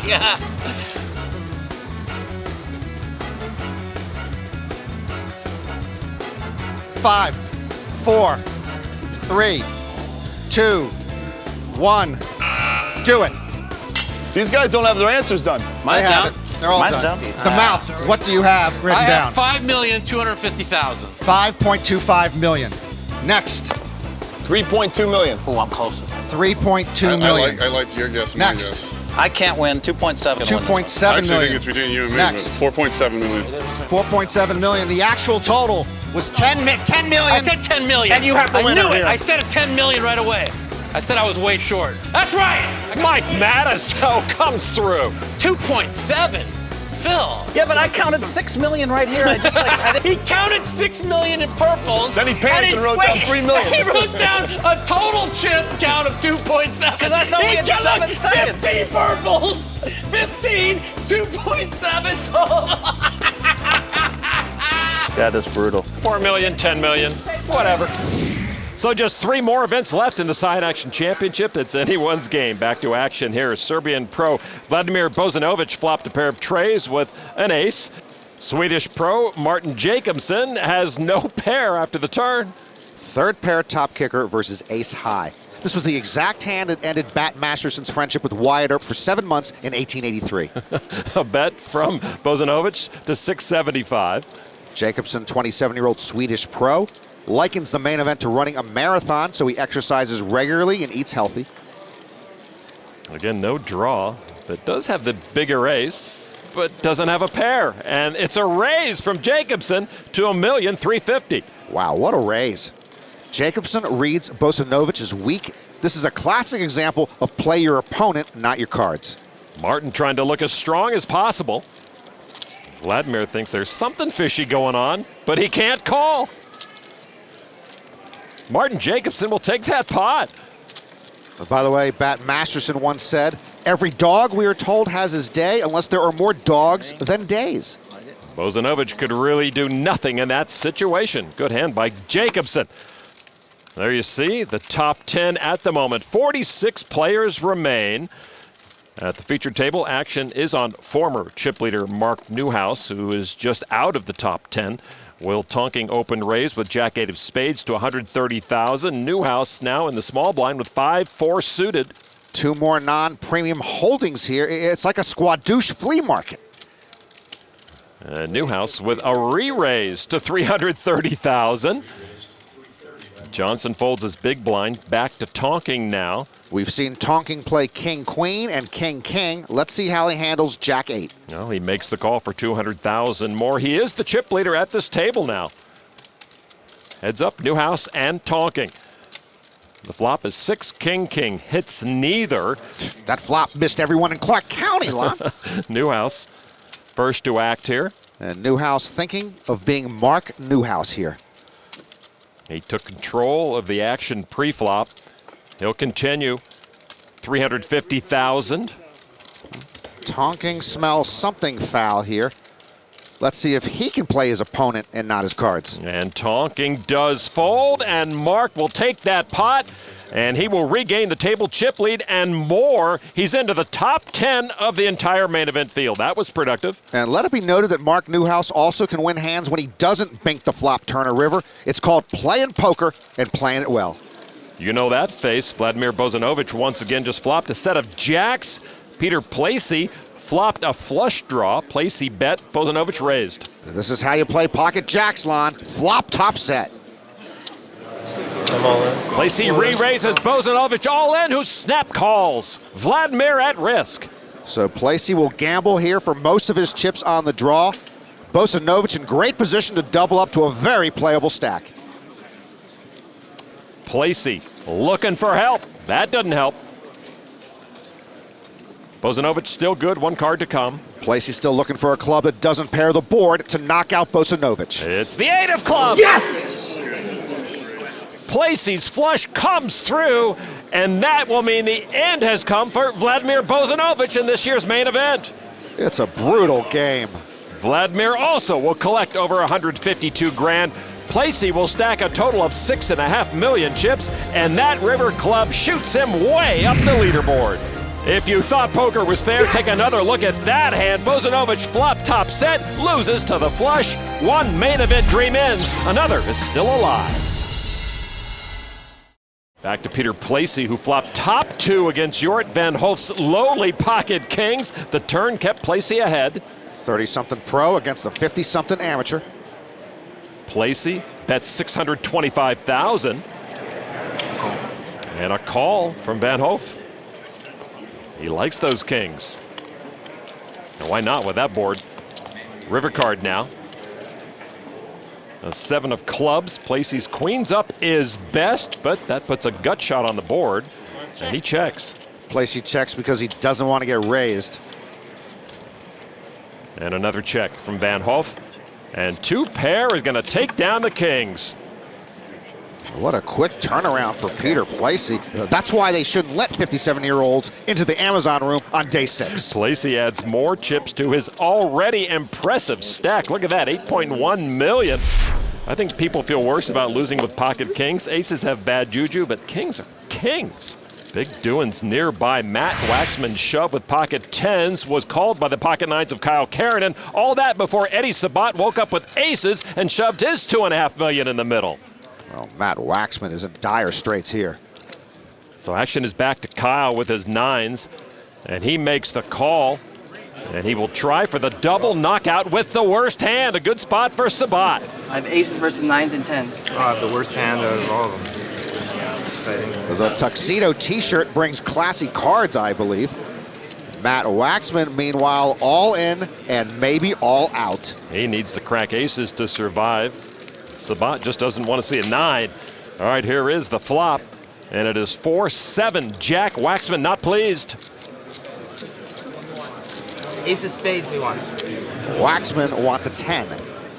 Sabat still in good shape for a scoop. King of clubs. Paint is good for Sabat. Waxman on his feet now. He'll try his pre-river trick again of getting up to leave. Only a 10 sits him back down. The river card. 7. Yes! Yes! Sabat is a big stack. Waxman is out. We've seen the boy likes to celebrate. Waxman's looking for someone with whom to commiserate. Out in 45th place is Matt, winning over 186,000. Sabat all smiles as he now thrives in survival. Kyle Keranen still with a monster stack, but does drop to third. I mean, the main event is special circumstance for a poker player, and you have to arrange your life around it. The main event's really unlike any other tournament. I've been playing poker a long time. I don't really hope for anything. I've played so many tournaments and I never win them. So if I win one, that'll be super sick. This is my 7th year playing the WSOP Main Event, and finally my first cash. So it's been amazing. I can't even explain the feeling right now. $10 million is life-changing money, but getting that bracelet is important to everyone, and it goes hand in hand with the money. I don't know if I'm the only one, but this is already a life changer. Let's shuffle up and deal. Welcome back to the World Series of Poker Main Event telecast presented by Gentleman Jack.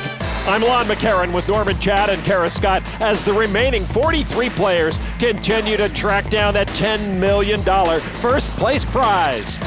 Kyle Keranen has moved past his nemesis Curtis Rystad. When he knocked out Curtis, Kyle said that was the best thing that could happen to him. I guess the second best thing would be to win the main event. The biggest story remaining is that man, Mark Newhouse. If this guy makes back-to-back main event final tables, I will cook 2 Cornish hens and slice an avocado while standing on my head. At Mark's table, former chess master, current tournament savant Dan Smith. Chess? That game's all luck, particularly online chess. Trust me, the real skill game is still checkers. With 5 tables left, it's Keranen Jacobson and Dan Sindelar who have cracked the 10 million chip mark. Former chip leader Bruno Politano's in 7th. That's a young group there with 2 old fogies lurking, investor turned artist Don Gua and real estate businessman Peter Placey. Fine, I'll take them. You can try take it next hand. It's a challenge, sir. At this stage of the tournament, every table pretty stacked. Russian Andrei Zaichenko has been active and has the chip stack to prove it. He's got the 2 other big stacks to his left. Maybe he shouldn't talk too much trash. Indeed. Dan Smith is 2. Zaichenko's right. Dan has 40 big blinds. That's enough wiggle room. It's like having both your knights and a rook left late in a chess match. Action is on Dan Smith. The blinds at 40 and 80,000 with a 10K ante. Smith in the small blind, no action in front of him. See if I can get my money back. And he wants to call. Zaichenko now in the big blind, 10-9 of clubs. And he checks his option. Could be a new Cold War developing here. Here's the flop.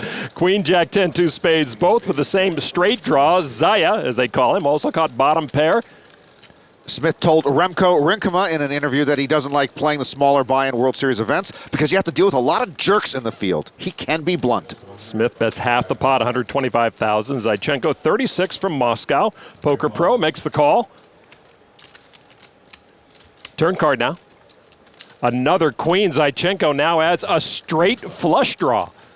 Smith also says he often sees winning tournament players who are quote-unquote jaw-droppingly horrible. Says they'd lose a lot in any cash game. He's very blunt. Smith just might be the best player without a bracelet out there right now. Action on him. He's the best player out there right now with 0% next to his name. At best, he can hope for a chop. He bets 325. With position, with the best hand, with the best draw, and with an expansionist president who may be intent on conquering the world, I like Zaichenko's spot here. Zaichenko makes the call, but he can't be too happy with Smith's actions. But the Cold War is getting a bit chilly for Dan Smith. 6 of spades on the river. Zaichenko's 2 pair is best. There's a 3rd spade out there, though. What will Dan Smith do now? Well, he received no pushback from Zaichenko on the turn. Well, that was an odd smile. Will Smith fire a 3rd barrel from his nuclear arsenal? 675,000? Yes, he will. Smith with sheer aggression that Vladimir Putin would be proud of. Zaichenko thinks. No. Zaichenko's hand is pretty, but pretty doesn't always win pots. Smith's got him concerned here. Psst, Andre, he's bluffing! Smith with just about half the stack of Zaichenko. But Dan knows precisely where the poker pressure points are, and he gets Zaya to lay it down. Dan Smith started with Squadouche and ended with Squadouche, but got his money back. Up to 3.8 million, the Russian down to about 6.2 million. Smith is a regular on the tournament circuit, but when he's in his Canadian home, he surrounds himself with a familiar group. Through my travels, I met a lot of cool people who happen to be from Toronto. Aside from the winters, I really like the city. This is my place. These are my friends from Jersey, Chuck Volpe, who was kind enough to invest 1% of me in the main. When we all get together, it's just always the same as it's always been. Poker superstar Matt Lowe. It's hard when you're all older, but it's great to see that we're such good friends. We always make time for each other. Bus Coover and Jeff Udovic. It's really great that I've stayed in touch with like my childhood friends over all these years. Oh, he's turned into a total basically. It's gone straight to his head. Mad Dog and I are gonna play a little chess. Oh, let's do it.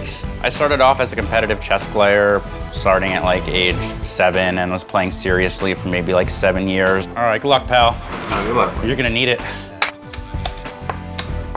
He's one of the better chess players that I know in poker. It's the only chess game that I'm ever going to see you play.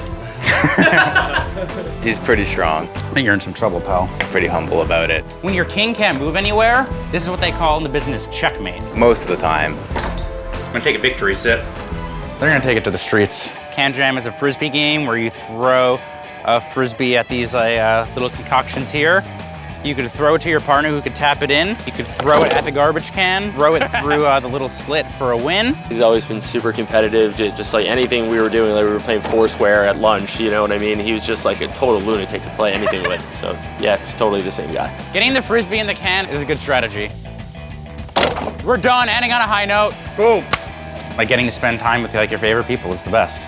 They treat me the exact same way when we were kids. Trash can frisbee, one of the fastest growing sports in America until the PED scandal of the late 90s. Every year, players run deep who got their gaming starts elsewhere. Dan Smith in chess, Billy Pappas in foosball, to name a couple. Is there such a thing as a well-rounded poker player? Or should aspiring pros play poker 24/7 in order to play poker? It's all about specialization these days. My stepson Isaiah was enrolled in 5-star basketball camp at 18 months. On the other hand, I didn't know I wanted to be a journalist until I got a paper route when I was 18 years old. Sure, playing a lot of poker helps you get better, but a balanced life helps too. It's not healthy to sit at a poker table around the clock whining about bad beats, so play chess or foosball. Be pen pals with a convicted felon. Get a pet hamster. But most importantly, watch your cholesterol levels. Good advice. To an outer table, one-time chip leader Michael Finstein re-raised all in with pocket tens. Kyle Keranen has taken up the challenge, holding ace-queen off. Finstein, 17 big blinds left. A couple of piano-playing 30-something Las Vegas pros here. But Finstein's the one in danger of hearing the fat lady sing. Jack 8 king. Finstein still ahead, but more drama as Kyle picked up a Broadway draw. Both are humming Chopin Sonata No. 2 in B-flat minor in their head right now. Turn card. The Queen of Hearts, that pairs Keranen, and now it's do or die for Finstein. If Finstein now up against it, he'll need an ace or a 9, or his main event is over. The river card, the deuce of spades won't do it. Michael becomes the latest main event statistic, knocked out by Kyle Keranen. Now, what a shame. Musician on musician violence, never pretty. 42nd place will pay over $186 grand for Finstein, by far his biggest ever poker payday. And Kyle Keranen still the man to beat, over $12.2 million. He was winning flips on day 4. He's winning them here on day 6. The best poker content on the internet. Your super high rollerball 7 champion. Oh yeah! Wheels are coming off. That's the craziest hand I've ever seen. What was that bite? Go to get.pokergo.com/YT24 for $20 off a new annual subscription. Just 41 players remain inside the Amazon room. 9 will play in November. First-timer Billy Pappas would love to be one of those 9. Each day at this main event, he just tells himself, this could be the biggest day of my life, and it's working. Tom Serra Jr. is also a first-timer with designs on that final table. Both Pappas and Serra have made terrific runs to reach this point of the event. Everybody knows it's a crazy grind. I mean, it's my first grind, so I'm learning every day, learning something new. Of course I think about the money. It's life-changing money, and money helps, in a lot of ways in life. This is surreal. It's just surreal. I cannot believe it. I'm playing so well. I haven't put myself at risk, and it's very, very few times I've had the best hands, and it's just, I'm getting good cards, and I'm playing good. It's just crazy. The money, the people, everything. I know I'm not as good as the pros. I'm hoping I don't make mistakes. Everything goes through my head. My family, the sights, the sounds, and it's more than the money. It's just knowing that I can play. It's a dream. Play the same thing I've been playing. Play the same way. I mean, hopefully I keep it up. Scott Mahan, 47 from Elk Point, South Dakota. Just check raised all in with queens up. Robert Park called him with a lesser two pair. Mahan's family business for 22 years was cutting the aortic heart valves out of pigs for human transplants. I haven't bad beat someone in a long time. That's nice to know. We're due. You're new to this? Park is a 28-year-old venture capitalist from Georgia, trying to knock out Mahan. Turn card is a king, a better two pair for Mahan now. Lon, our family business was a lemonade stand, but we went bust because we didn't know how to make lemonade, and my dad got tired of running up to Safeway to buy some. So 3 across sweaters. 3 spots. You can see how nervous Mahan is. Oh, yeah.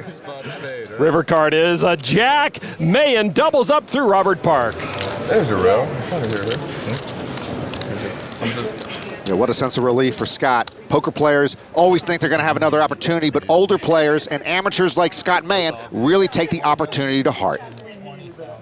A key double up for Scott. That was good. We needed that. That was awesome. Vicky's right. Each pay bump at this point, a significant amount of cash for all the players. Main Event Championship bracelet right now in a place of honor near our featured table. Let's go back there now. Betting or shoving, I couldn't see how much I had left behind. Probably shove there. Is it what? It would probably be a shove at that point. I'm so confused. Big chips in front. The players' largest denomination chips do have to be out front and visible.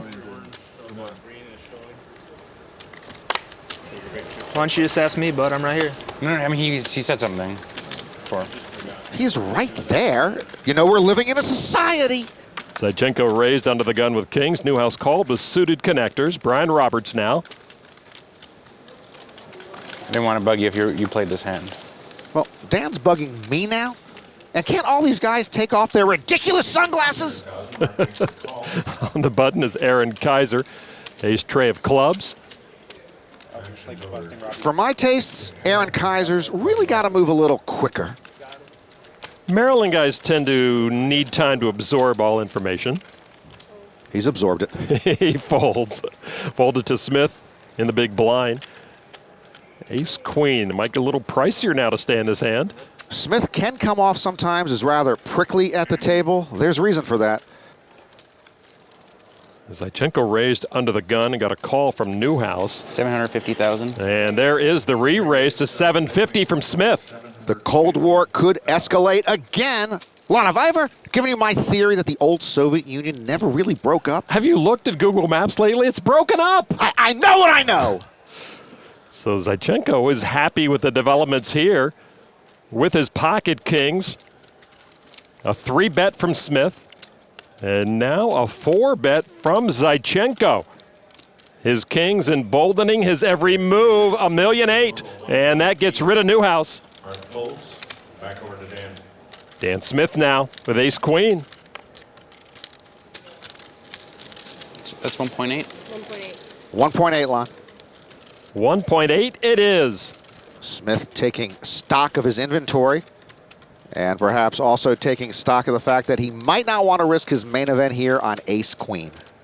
I was going to ask you about that. His thinking is another step ahead. Any commitment here might be 100% commitment. Correct. Plus, Smith knows Zaichenko is capable of 4-betting light. Andre might have, like a tier 2 hand. Ooh. Dan Smith knowing this is a critical moment for his main event. Hope he remembers he put his shades up there or he'll go to his next job interview with them right on top of his head. Dan has showed some impatience before with slow play, but he's the one taking his time here. Back in a moment. Welcome back. Dan Smith faced with a difficult decision at the featured table. Is Andrei Zaichenko making a move? Could ace-queen be best? Dan weighing all of those possibilities. If Smith folds here, he still has a comfortable stack, more than 40 big blinds. But if there is going to be a knockout in this hand, Smith would be the victim.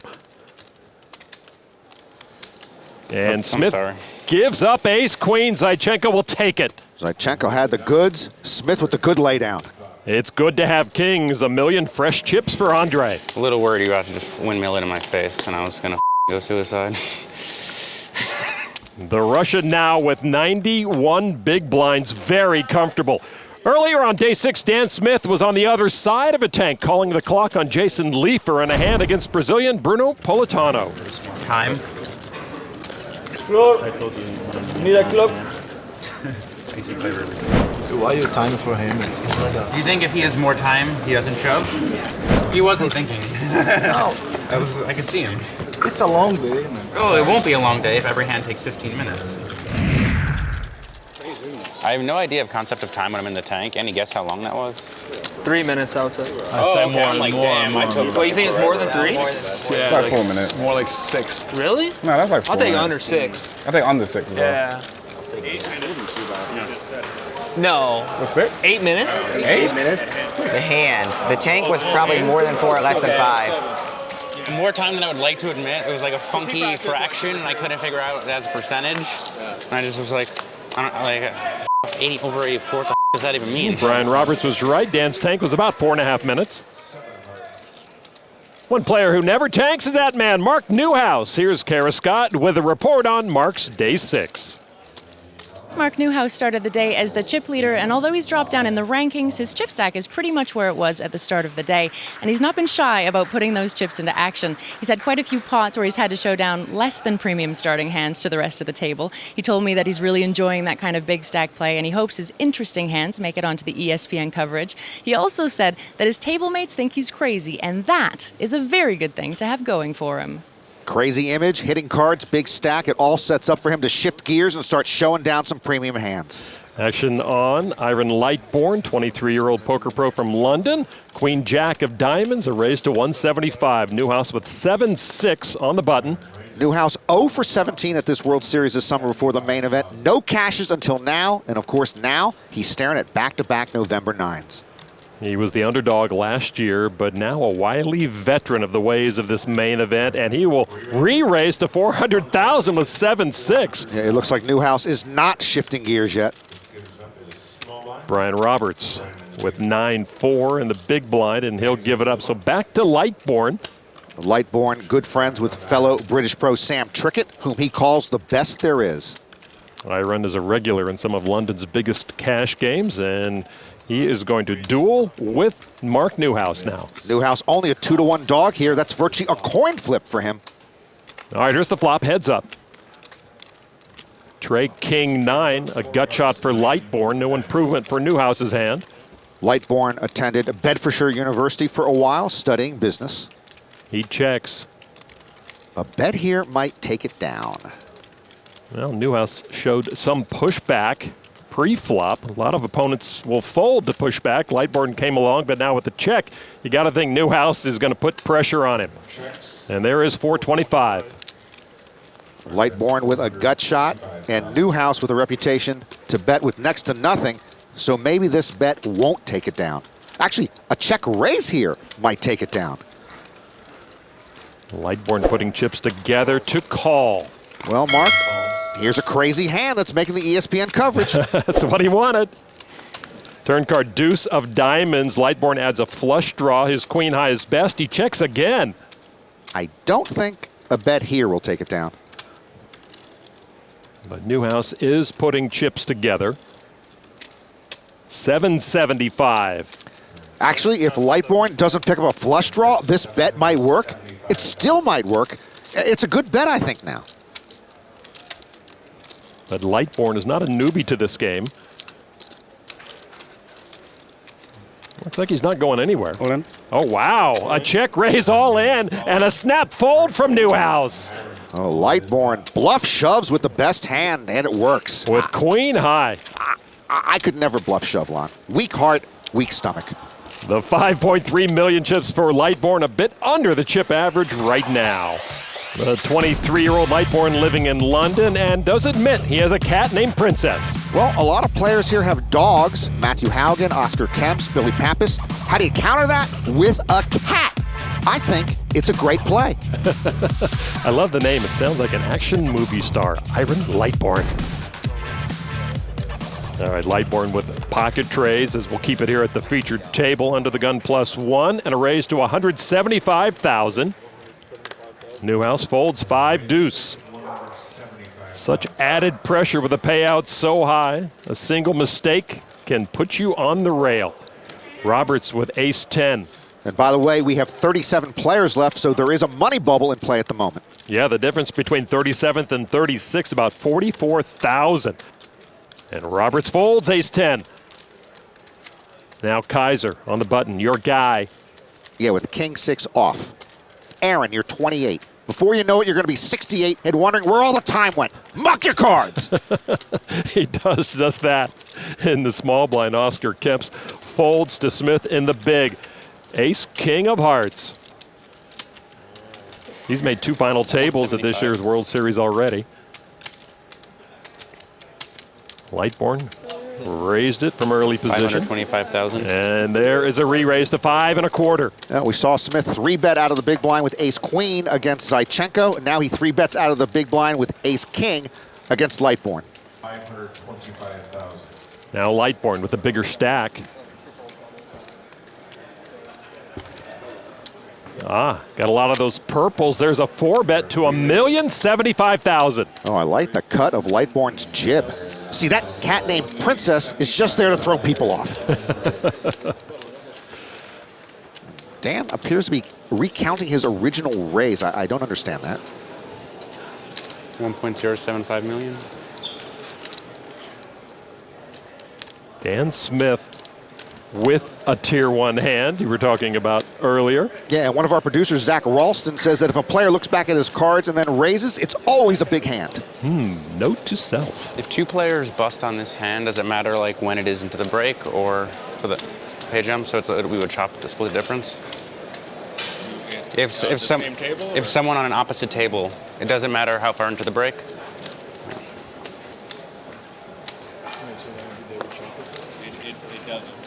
I'm all in.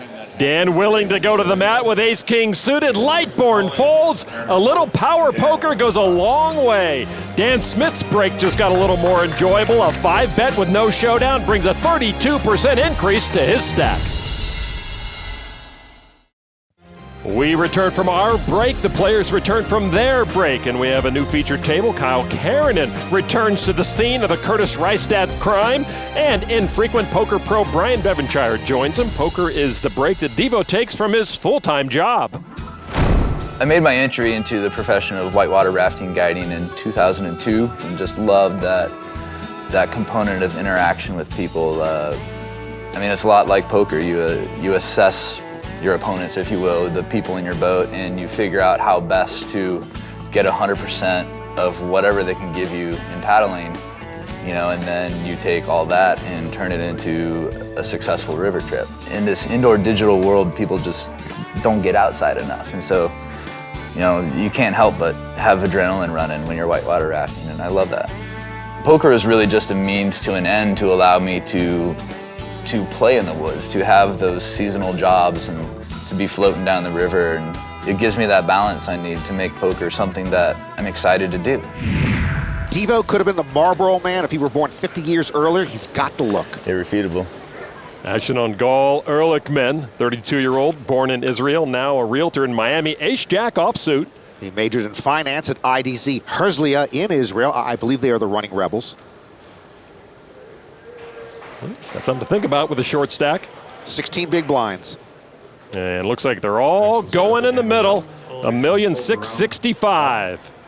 On the button, Max Senft, Australian college student. Pretty good poker player, too, with an ace. He has an economics degree from Wirtschaftsuniversität Wien in Vienna. I believe they are also the running rebels. Well, you got more chips than me now? Rich people problems.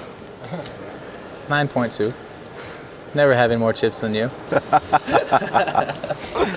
Senf folds. Sindelar now in the small blind. He folds. Ooh, good one. I call. And with kings, Devonshire calls. I found it. I got lottery tickets. From the bait. Jeez, you called it too. You like called your shot. All has ace of hearts. Ehrlichman literally skydives once a week to relieve stress. I guess going all in on day 6 of the main event is the opposite of skydiving. Be gentle, please. All right, the flop. Ehrlichman at risk. And there's a jack. Ehrlichman needs a little more, though. Probably should give him a 5 or a deuce now. Yeah, Ehrlichman still with a lot of work to do to survive. Turn card now. Is a jack! Yes! Yes! Come on, baby! Yes! No king. No king, baby. Only a king busts Ehrlichman now. The river card is a queen! Ehrlichman will survive! Not going anywhere. Yeah. I don't know the whitewater rafting analogy here, but it's probably something to do with capsizing. Ehrlichman doubles to nearly $3.5 million, putting a pothole in Devo's progress as Brian hands off over a quarter of his chips. He called his pocket kings lottery tickets. They were losing tickets. So Devo's welcome to this featured table. Not too kind, but he still has a decent sized stack. He's one of 37 players still in contention for that $10 million first place prize. Second largest main event first prize ever behind the $12 million Jamie Gold scored in 2006.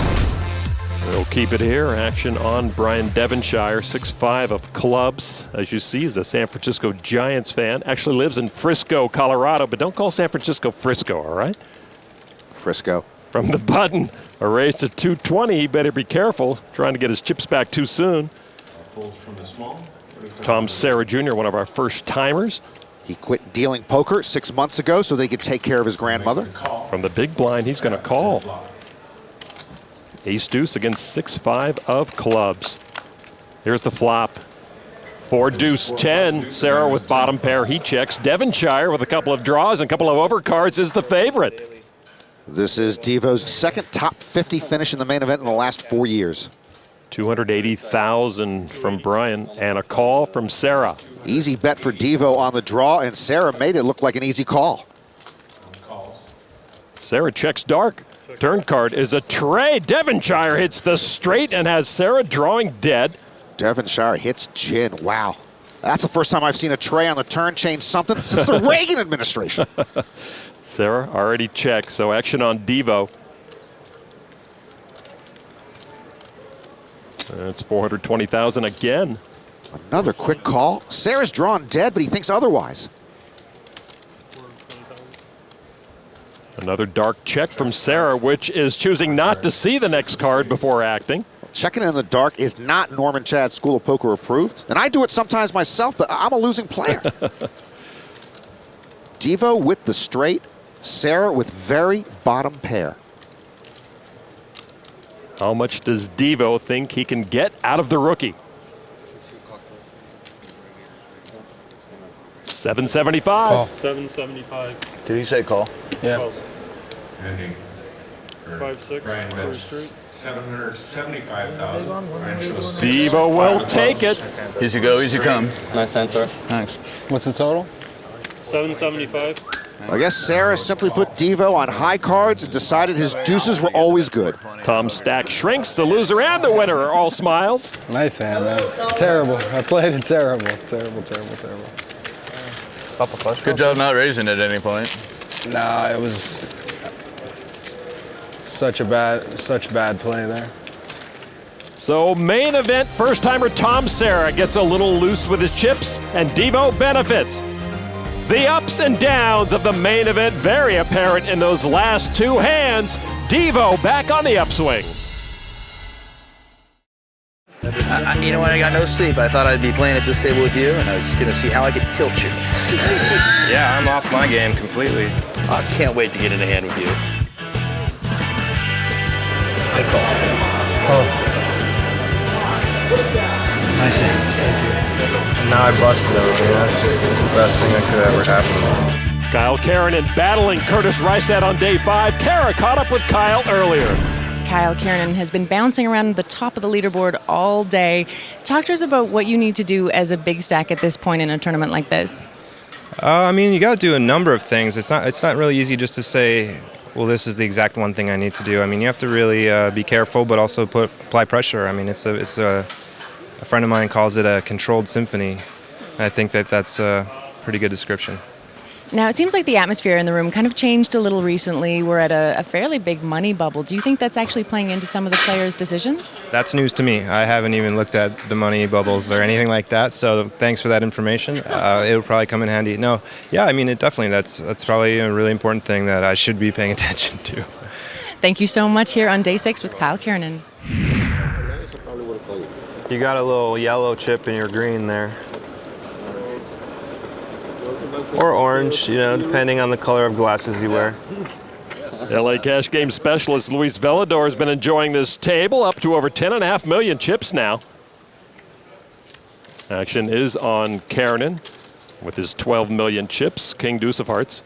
Kyle's paying attention to everything, Alon, through the whole extended Curtis Rystat kerfuffle. He played quite well. A raise to 225. Sarah does fold to Velador with queens in the small blind. Velador, 51 years old, won a bracelet in 2008 and won in 2010. He told us he learned to play poker the hard way. Translation, the expensive way, trial and error. And there's a re-raise to 650. Ehrlichman in the big blind. Folds 5 trades, so back to Kyle now. Oh, Velador's 3-bet should shut down Kyle. Should? Should. Won't. And he does call for 425 more with his suited 10 gapper. I got to tell you, a suited 10 gapper in this case doesn't play post flop very well unless deuces are wild. Pocket queens still rule after that flop. Luis with 16 World Series cashes, and the only 2 times he made a final table, he won a bracelet. Velador. That's 650,000. Keranen, who missed. Yeah, well, Kyle will rue the day if he makes this call. He'll rue it. Let the ruing begin. That's unfortunate. So they're building a pot of almost 3 million here. Tray of hearts on the turn. Velador is still best, but Keranen with straight and flush draws. Well, even though Kyle picks up those draws, no reason for Luis to take his foot off the gas here. 1.1. Yep, 1.1 million. But that turn card actually means Kyle is getting the right price to call this bet. He's getting 3.5 to 1 on his money here, and he's just a 2 to 1 dog in the hand now. Lon, if all this math is throwing you off, I can call the rest of the hand. Please do. And Keranen will come along. These are the 2 biggest stacks at this table. River card. Ace of spades. So Velador's queens are best. He does check it though. Now, Luis can't be crazy about that ace.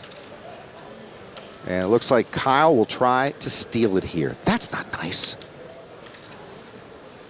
Kyle Keranen did not build that chip stack by being nice. He's going to bet it. $1.8 million. Call.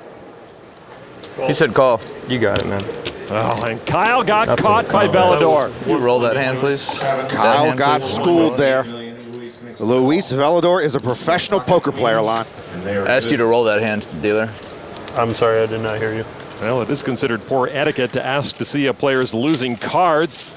Dealer did not hear Devo's request. Velador will take it. A lot going on in that hand. Phil Locke and Antonio Esfandiari are here to explain it all in Pro Analysis. This is great poker. This is where we see a float warble out of and kind of die towards the end. Well, a float is when someone calls with 2 cards that are not that premium, just to see what your opponent does on the turn. And so Kyle is floating here with King Deuce, just in case Luis missed the flop and is now just doing a standard continuation bet. So I actually like the call on the flop with King Deuce of Hearts, just to see what my opponent does on the turn. Then he has to call on the turn, of course, because he has all sorts of equity. And on the river, Luis gets... Right, Luis doesn't love the ace, but I think he makes a great call, and he does it really fast. I think that he kind of just owned Kyle there. Float gone wrong, Luis Float wins gone the money. wrong. Float gone wrong, yeah. I was the first in my family to double float, Lon. I'm very proud of that. The first major misstep for Kyle Keranen. A float gone wrong. I like that. I'm going to steal it.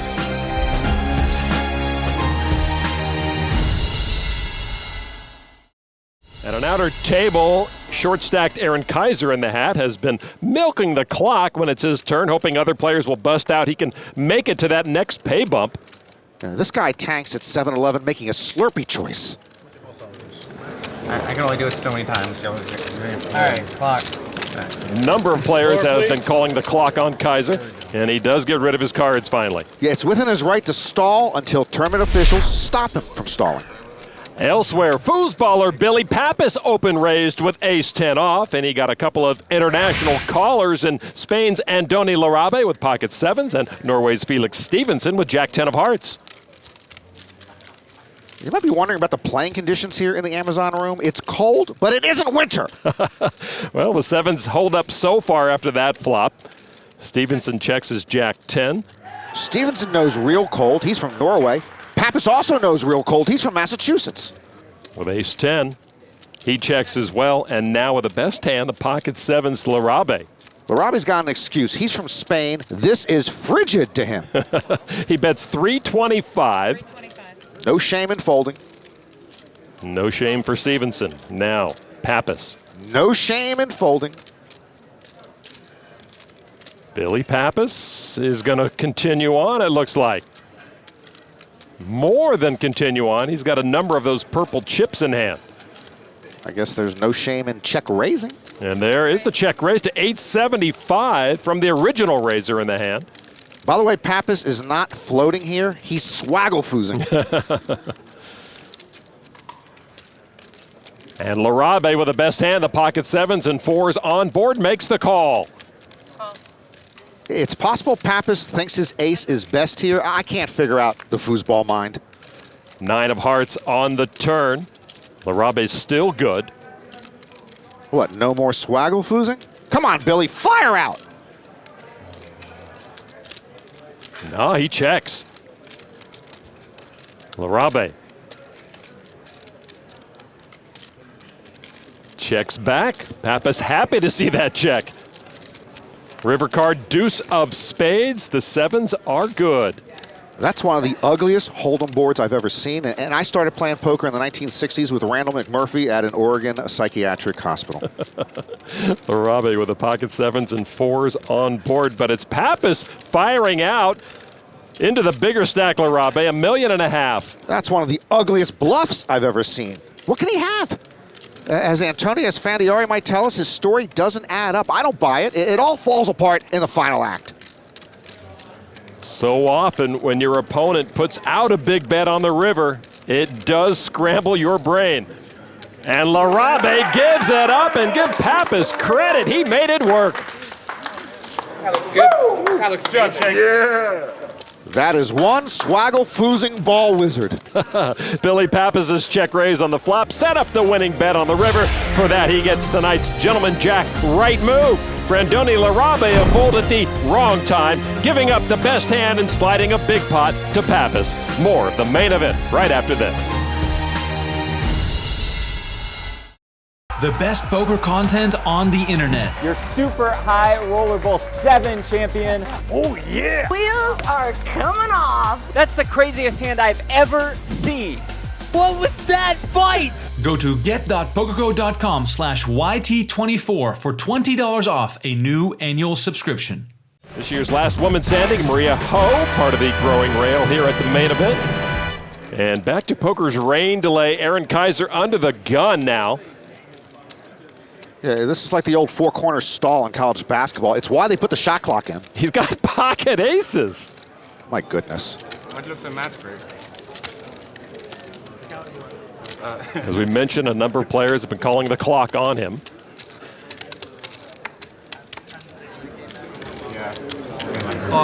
And Chris Johnson takes his turn. Yeah, this is pre-flop. Kaiser has aces, and they had to call a clock on him. This is unspeakable, even if it's allowable by the rules. Under the gun with aces, and he's tanking.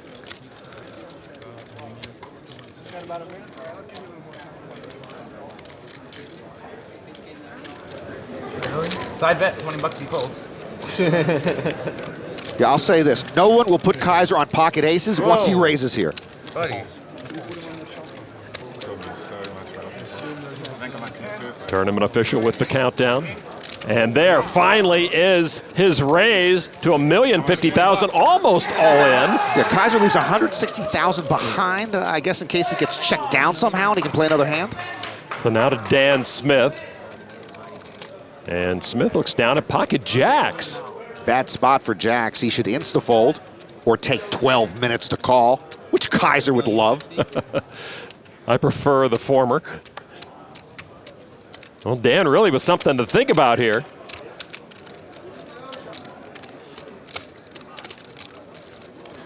And Dan cutting out calling chips, and there is the call. Boy, Kaiser has done this again and again here. At the moment, he has no friends at this table. You were like, Action around to Johnson. He folds. I thought I already folded. Brian Roberts in the big blind. There's action behind, bro. I don't have it. Heads up, aces for Kaiser, jacks for Smith. Kaiser with a few chips left behind. Good luck. You don't want to wish me luck too? Thanks. There's the flop and an ace. A set of aces for Kaiser after tanking. No insta-shove, I guess. No. Boom. Double boom. He flops 3 aces. He has 160,000 chips left. That's 1 big blind and change. He's tanking with top set because we're on a money bubble. If this is part of the game should be changed. Guys, we're in a pot. I like Aaron, but he will never be invited to my home game under any circumstance. Russ Hamilton will be in my home before he is. Wow. Bold statement, Norman Chad. Well, this is just ridiculous, Lon. And the players are powerless at this point, as you mentioned, because of the rules. They could call the clock on him sooner. I mean, come on, man. This is. You have 2 million pot Guys, you're and improving the 75,000 behind.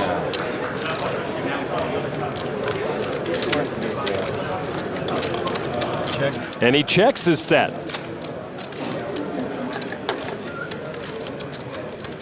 He's only got 160,000 behind. Dan puts them all in.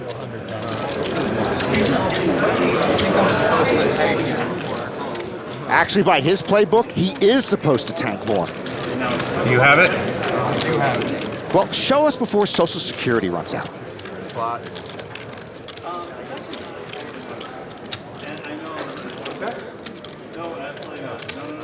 There's the call. There's the set. Nice count. Dan Smith taking this surprisingly well. He has my okay to lose it. So Aaron Kaiser testing everybody's patience. At least they can run the rest of the board out without delay. This would be some Kentucky justice if I've ever seen it. Yes. Kentucky Justice, come on. You steamrolled me, dude. I do apologize for the late rolling. I mean, bro, granted, you want the picture, but when you got this, with this one, At this point, here's a pretty good. Fortunately, this guy. I don't know what Kentucky Justice is, but I think it would be Kentucky Justice if Dan wins this pot. I almost bet 100,000 just so we could like tank. Oh my god. I'm like, maybe he's just gonna fold. 100,000 in this hand would have taken off. Oh, he stole. And there's a club! A royal flush draw for Smith! Boom!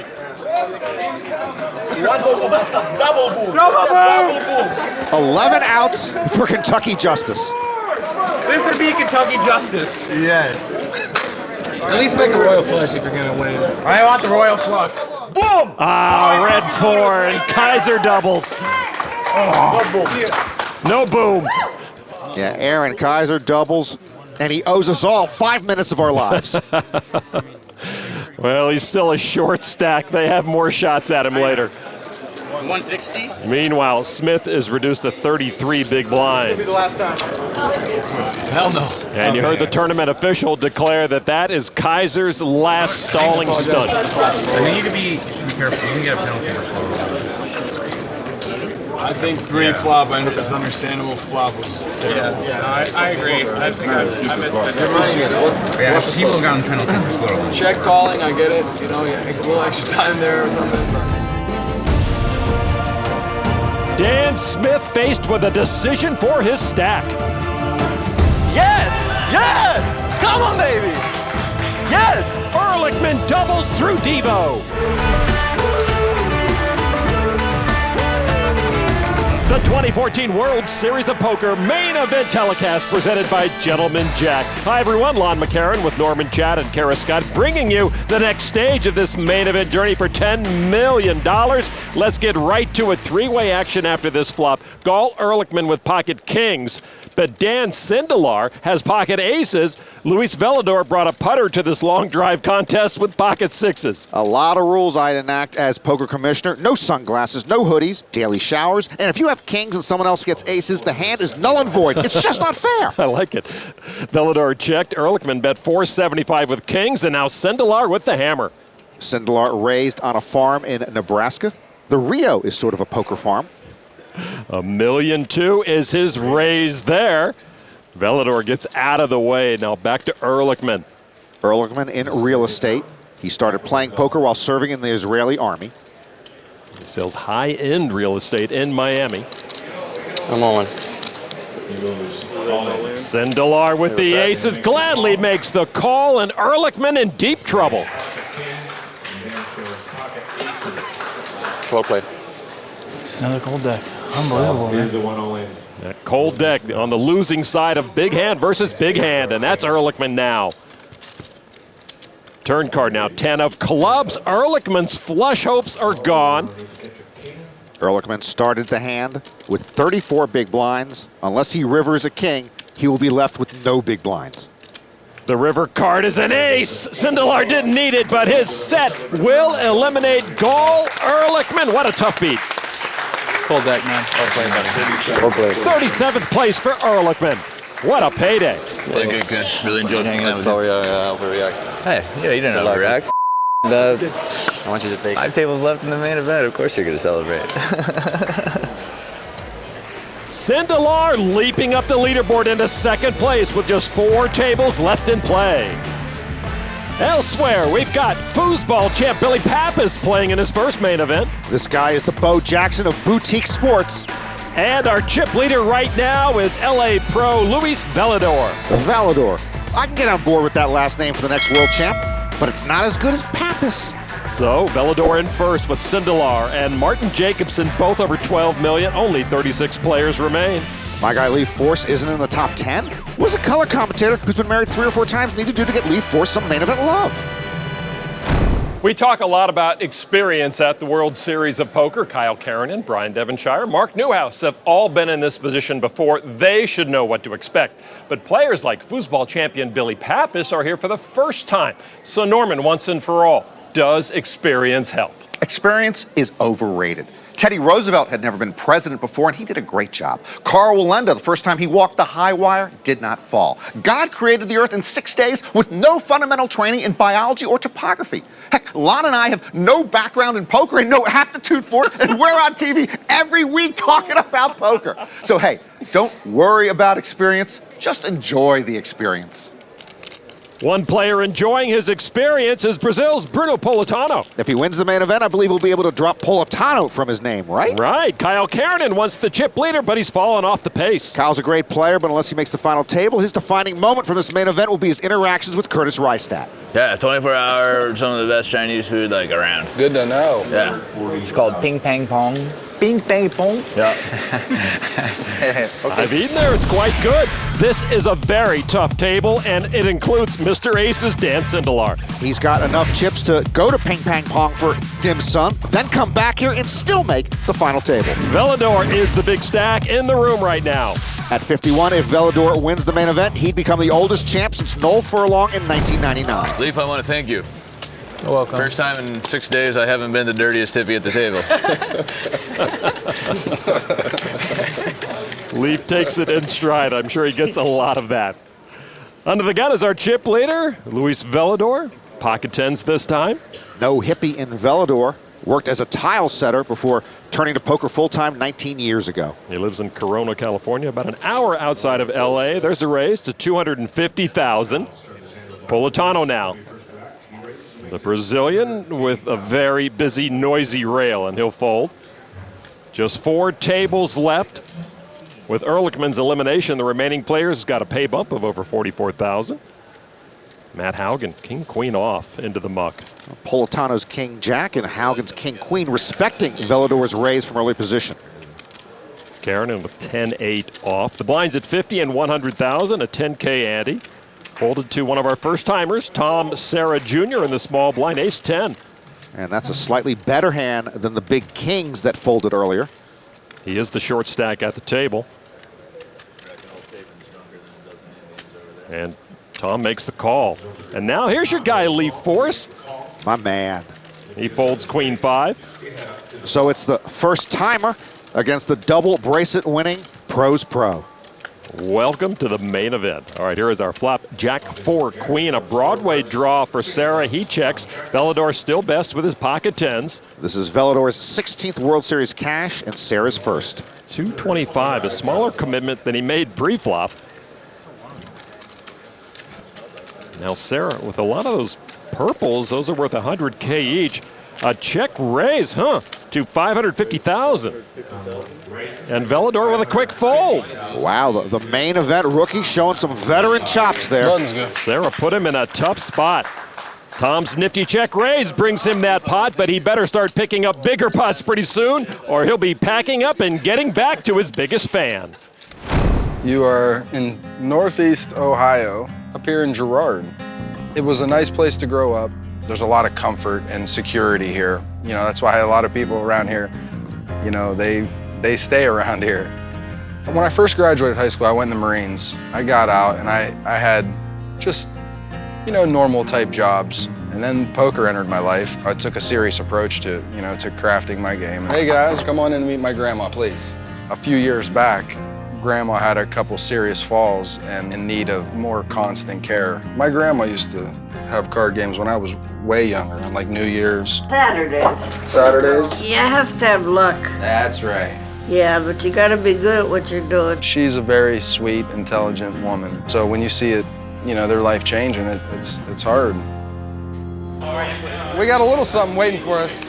Pizza's awesome here. It's my favorite in town. Here we are. That'll never change. Let's go get a word with the mayor. People. I've known you since you were a young kid, and always been a polite, very humble, down-to-earth guy. I've been playing with him every week for 11 years now. Guy's actually the one who taught him how to play. We just played last night. I beat him last night. He's very much a giver, and what he does for his grandma in there, it really had a serious effect on Tom's life. Plays real aggressive, you know, so you don't know if he's bluffing. Strong, smart aggressive, right? Selectively aggressive, right? All right, I gotta take some white pizza home for my gram.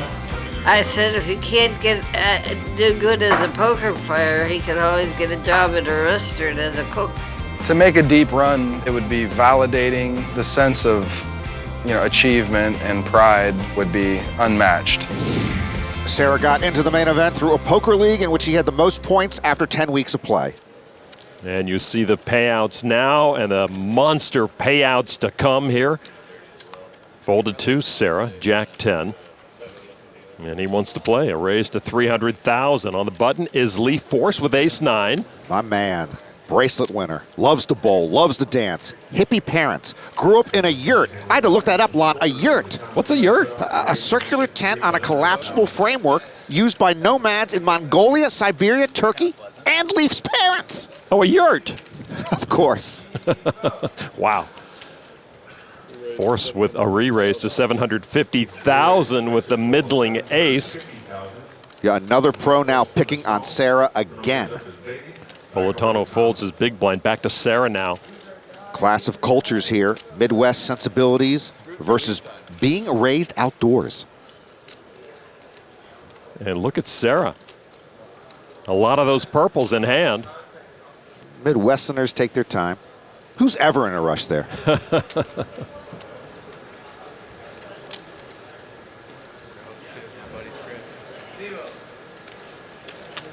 Serra with one of the shorter stacks at this table. Force with the shortest stack at this table. And there is a 4-bet from Sarah to $1.8 million, and that gets Leaf Force out of the hand. Nice.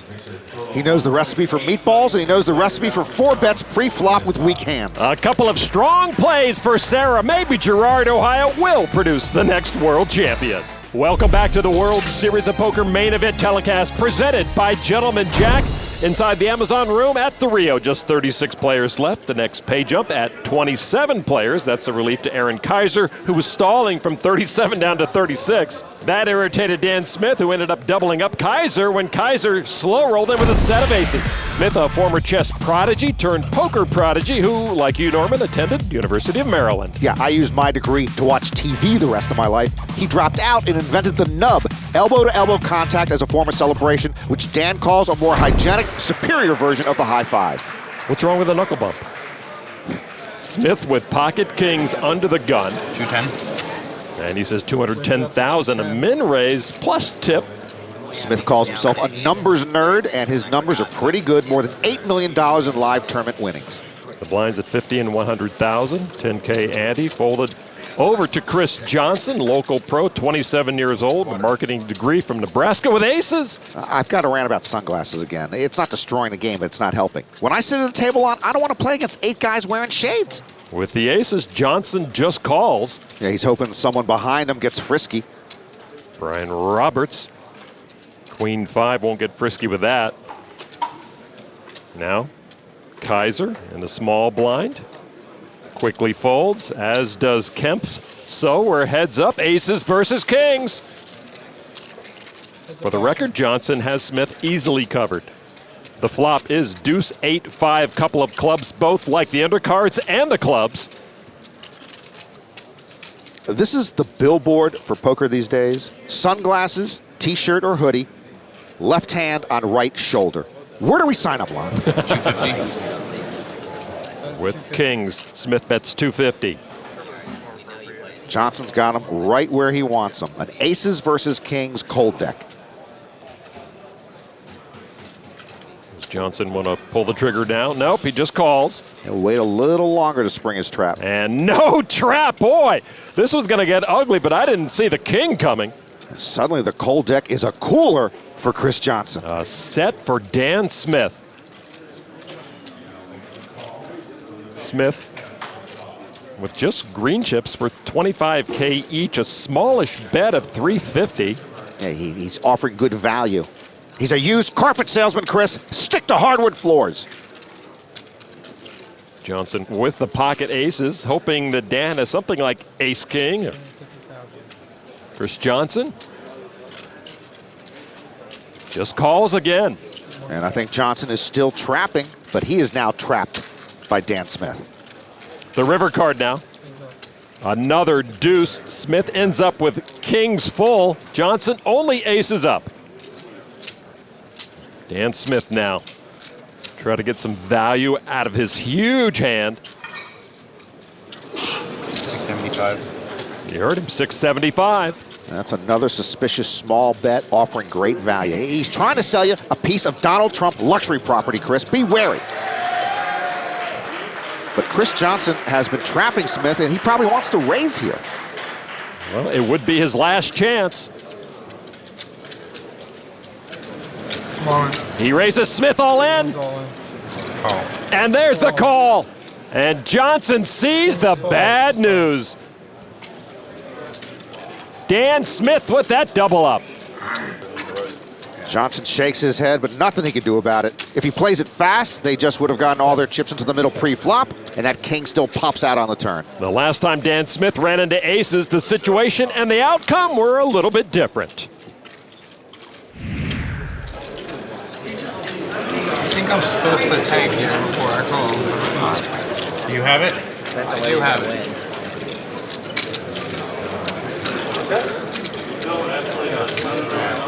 You rolled me, dude. I do apologize for the late slow rolling. Man, this would be some Kentucky justice if I've ever seen it. Boom!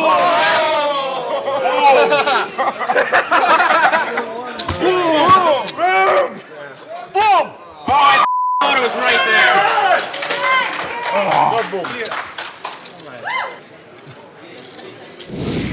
So back at this very active table, and it's Kaiser again with pocket aces. Yeah, Kaiser moves slower with pocket aces than a camel carrying the cast of Pirates of the Caribbean. In the hijack position, 2 off the button, and Kaiser will raise to 225. And the cutoff, Oscar Kemp's with pocket trays. They go into the muck. Now to the table chip leader, Dan Smith on the button. Kaiser hovering just above 20 big blinds. Smith with queen 10 of spades will make the call. Smith with a little Curtis Rystad in him. Curtis wanted to play pots against Kyle Keranen. Smith happy to play in position against Aaron Kaiser. Slichenko folds 9-8 off in the big blind. Robert Park, queen 6 into the muck. So Smith will go heads up against the aces again. University of Maryland versus University of Maryland, the Ivy League of Pokerland. And being called by a Terp commentator, 6-8 ace a set for Kaiser. The second time he's flopped a set of aces against Dan Smith heads up, and the second time he looks like he's waiting for blood work to come back. No slow play here, 250. Well, last time Smith had pocket jacks. This time he's staring at squadouche on this flop. No further damage, I imagine. And you said no further damage? I imagine. There's a call from Dan Smith. There's going to be further damage. Not a good time for Dan Smith to be floating. Turn card, Jack of Hearts. Smith now with a double gutter. A set of aces in command for Aaron Kaiser. Not even a flush draw out there. Kaiser checks this time. Yeah, and I think Smith might have called that flop to bluff the turn. Okay, I know nothing. All right, the river card. And a king! The king saves Smith once more as he hits his straight. Oh, my goodness. Wow. And Kaiser reaching for chips, ready to bet into him. He does with 450,000. Remember, our producer, Zach Ralston, claims that when a player looks back and then raises, it's always a sign of strength. You should also know that not only has Zach never cashed in a World Series event, he's never cashed at the end of a cash game session. Now, how much does Dan Smith think he can get from Aaron Kaiser? He's got the nuts. And my goodness, Kaiser with top set. And he's raising Kaiser all in. Yeah, and Kaiser cannot possibly put him on queen 10. Karmic payback in progress. We saw that in spades with the Rystad Keranen battle. And now Dan gets a call and gets all of Aaron Kaiser's chips. Look at this. Part 3, baby. Part 3. Yeah. Holy Kentucky justice delayed is not Kentucky justice denied. Aaron Kaiser couldn't get away from that. And Dan Smith's chip stack over 10 million. Everyone else, look out. Even in poker, you reap what you sow. Kaiser out in 36 as Smith rivers Broadway. 35 players remaining. Luis Velador leading the way. Dan Smith moving into contention. Dan Sindelar in second place now. Action on him at the featured table. He folds, so now on rafting guide / poker pro Brian Devonshire with kings. He attended USC for a while, but he doesn't seem like an LA guy. He's Colorado through and through. A raise to 220,000. By the way, Mark Newhouse is out there trying to make another November 9, right? He's still in it. Who's he kidding? You don't think it'll happen, huh? Lee Force calls with ace-queen of clubs. Oh, this could be an all-outdoors heads-up. Right. Politano from Brazil, the amateur folds. Wait, I might be half as good as Mark Newhouse, and I have no chance to make a November 9. How's he going to make 2? In the big blind, Matt Haugen is suited with 9 high. He's got a finance degree from the University of Florida. He's definitely an indoor guy. An Ann Arbor, Michigan native, 9-4 of clubs. And he's going to come along.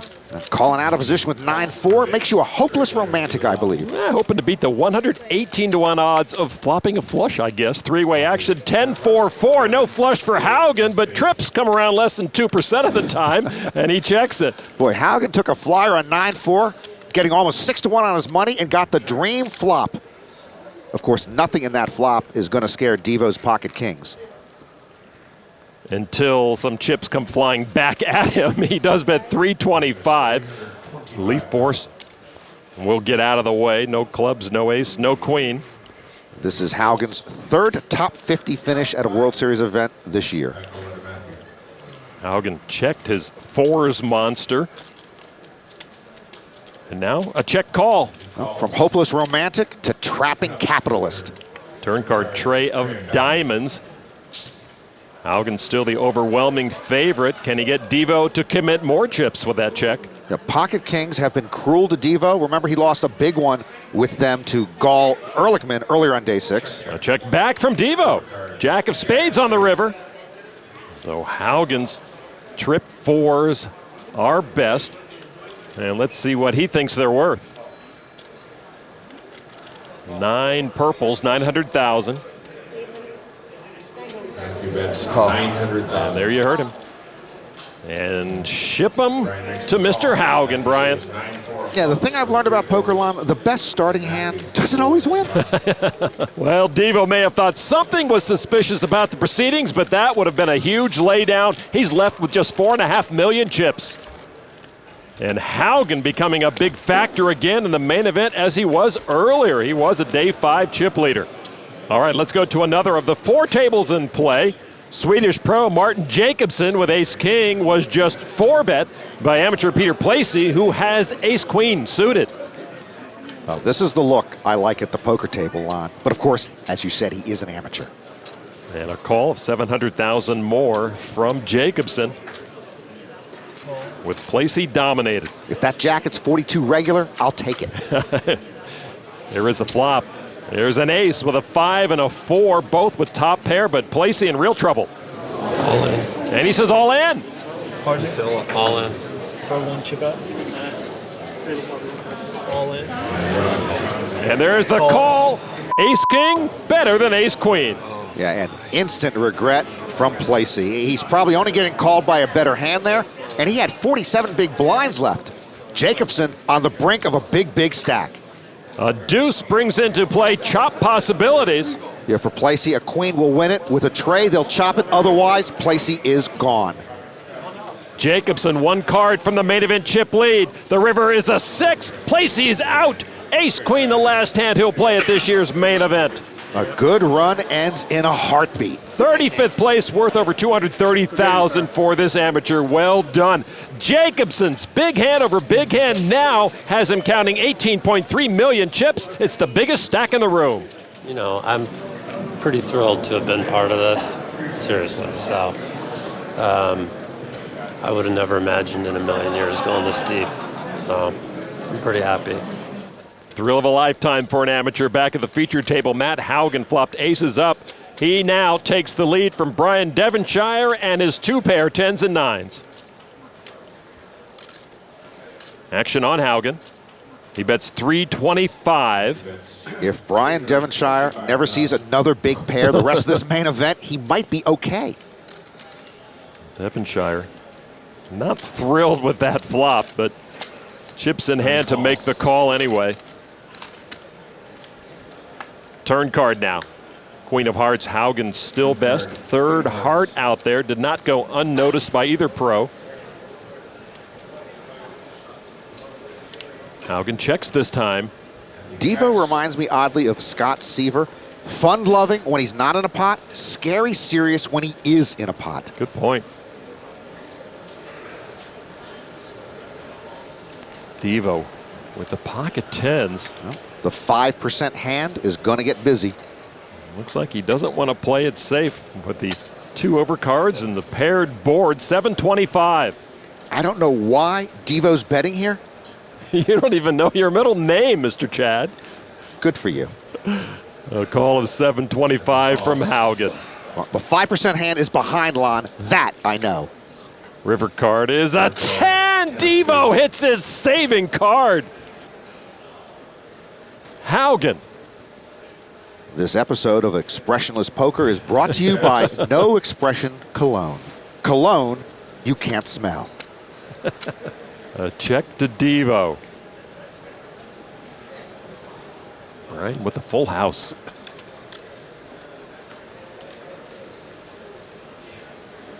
Devonshire wants it all. I feel like we should be whispering now, Lon, like they used to on golf telecasts. Yeah. Devo pushing with his final 22 big blinds, and this would be for more than 1/4 of Haugen's stack. And Haugen does give it up. Devo will take a much-needed pot. Haugen very even-keeled. If he won the Powerball Lotto, I believe this would be his reaction. Devo has been here before, so he knows the ups and downs of the main event. Bryant on the uptick once again.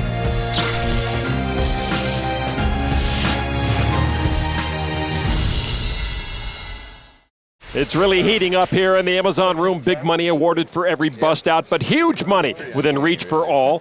Folded to Matt Haugen at the feature table with King 10 off, a raise to $300,000. Sindelar with Queen Jack of clubs makes the call. Devonshire gets out of the way. You know Earl Barron, the basketball player? He's, I don't know, he's like 7 feet. He played a lot of series events. He doubled me up. I hit a 3-outer on him, ace queen versus ace queen on day 3. He stood up and just smashed the table. All the chips went full line. It was awesome. Top pair for Haugen. 7-footer. I wouldn't want to be on the receiving end of an angry 7-foot man. Earl Barron, 7-foot center from the University of Memphis, last played for the New York Knicks. He has 4 World Series cashes. $400,000 from Haugen. Sindelar with 2 overcards to the flop and open-ended. And he'll make that call. A lot of professional athletes, if they're not in season, come around to the Rio during the summer. A king, bingo for Sindelar. Not only a king high straight, but that gave Haugen kings up. Yeah, cruel card for Matt Haugen. And Haugen reaching for chips, and why not? $700,000. Sindelar told us his greatest accomplishment is having you talk about him. Oh, that's nice. I guess he's never washed his car. Yeah. Good for you. 2 hearts out there, 2 spades out there. Sindelar can just call. River card now. Another 4, a 3rd heart hits the river.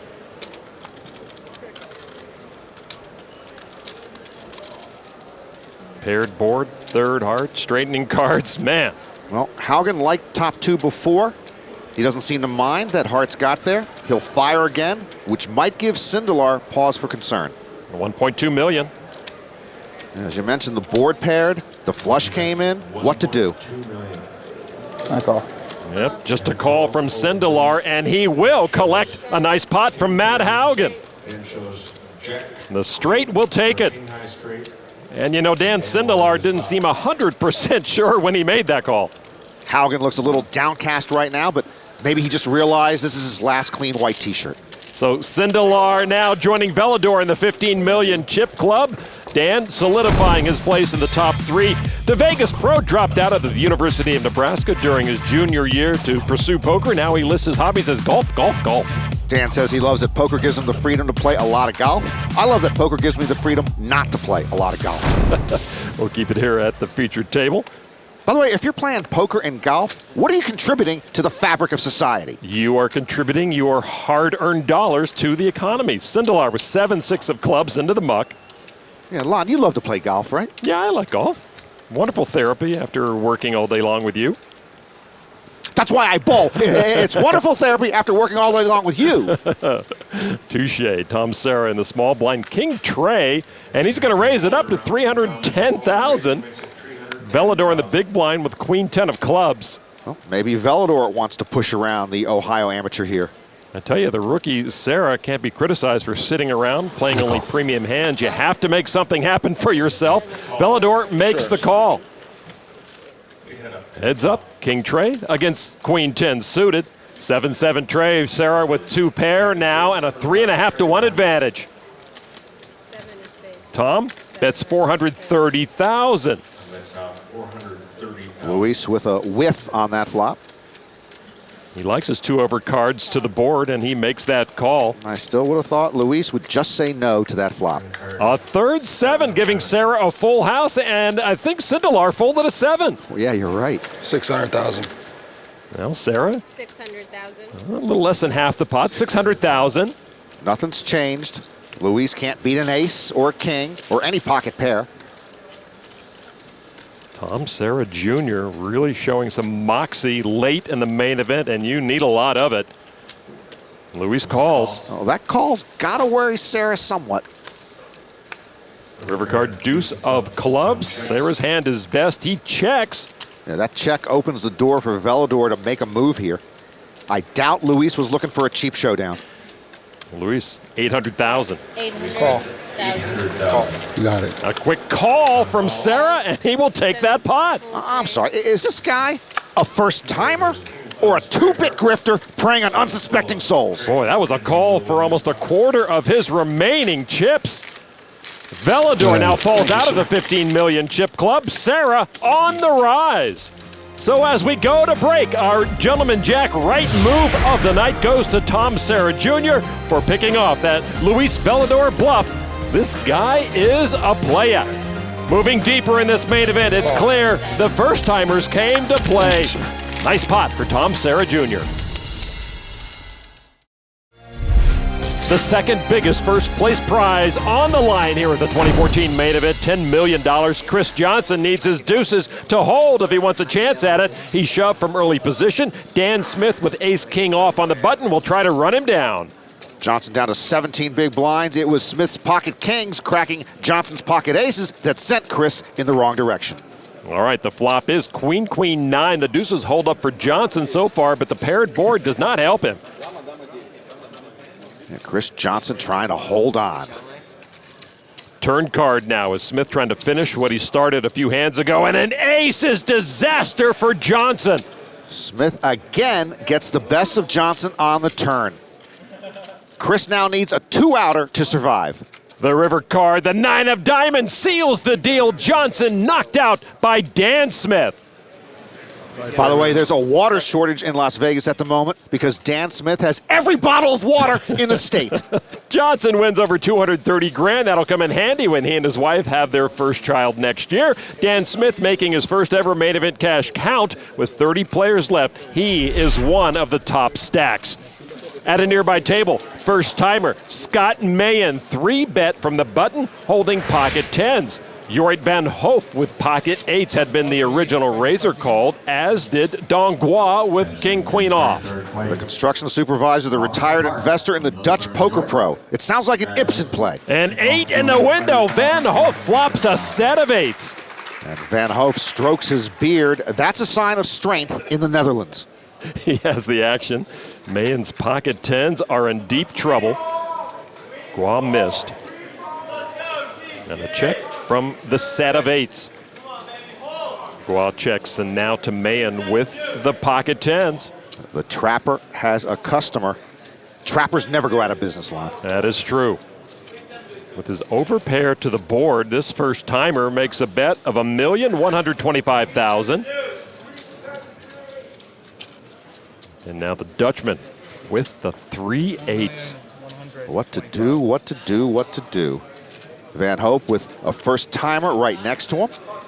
Another first timer, another seat over, and a set of 8s in front of him. It sounds like poker heaven to me with Wi-Fi. Van Hoof just calls. Gua gets out of the way, so now we're heads up. Man likes his position, I think. But he's in big trouble. And all in the dark from Van Hoof. I call. And Mayen calls. All in and called in the dark? That might sound surprising, but Mayen's getting 8-1, and I guess there's no card that could come on the turn that would have made him fold. There's a deuce. Nice hand. And Mayen knows he's in big trouble now.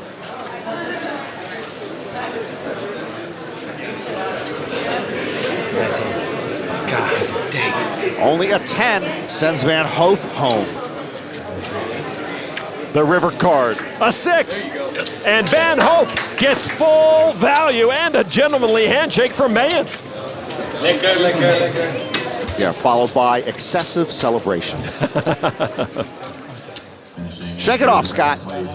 The emotion of the main event can take its toll. A big loss for Mayen as Van Hoof keeps the dream of a monster payday alive. The 2014 main event field continues to shrink, but the first-timers we've been following continue to thrive. Gua, Pappas, Sarah Jr., all with realistic chances of turning their main event debuts into massive scores.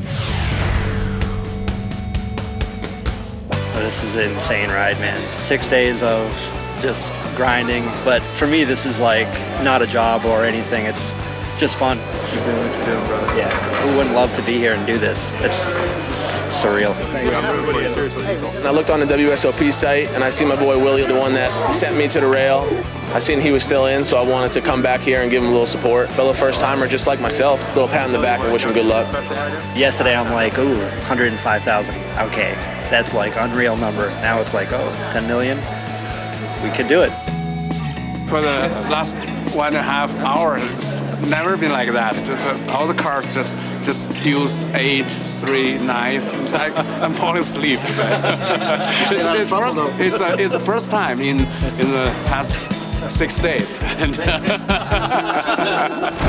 That's why we love the main event, Lon. A foosball champion and an investor-turned-artist, both still with a shot at 10 million. The card did Gua open for 240 with King 10 of diamonds, but foosball man Billy Pappas woke up with kings in the big blind. He makes it 600,000 to go. Card dead for a while. King 10 suited must look really good to Gua. Gua made the call, heads up between these two first-timers. 10-5 queen, Pappas still a huge favorite. Pappas and 95 main event champ Dan Harrington, both from Massachusetts. I wonder if Billy got that goofy green cap from Action Dan. Just what I was thinking. Pappas bet 775. You know how big stacks steer clear of big stacks. First-timers should steer clear of first-timers. They have a spiritual bond. Gua hit middle pair. I hope Gua doesn't go crazy here with middle pair. Wondering what Billy's up to with a bet such as that. Gua's going to stick around and find out exactly why Billy made that bet. Turn card now. 6 of hearts. Pappas now a 95% favorite. And that's a pretty safe board for pocket kings. Pappas has Gua covered. And Pappas daring Gua to risk it all. Gua with just under 30 big blinds left. Yeah, not a good spot for second pair. Good fold. He does kick it in, and Billy with some loyal followers on the rail. Now, I'll say this, if you've got Yoshi on your baseball cap, I don't think you're November 9 material. And Don Gua is finding the going a little tougher when the deck starts to cool off on you. Billy Pappas with almost a 20% increase to his stack after dragging that pot. All right, back at our featured table with pocket aces, Luis Velador is facing a 1 million chip bet from Matt Haugen after the flop. Matt sporting the infamous less than sign by his name, though. And you tell me he just bet $1 million with the less than 1% sign? Yeah, exactly. Well, I'm sending my personal assistant down there to remove the rest of his chips from the table. And Velador makes that call. Velador looks wary of Haugen's hand. He does indeed. Turn card another deuce. That benefits Velador if he was thinking Haugen had King 10.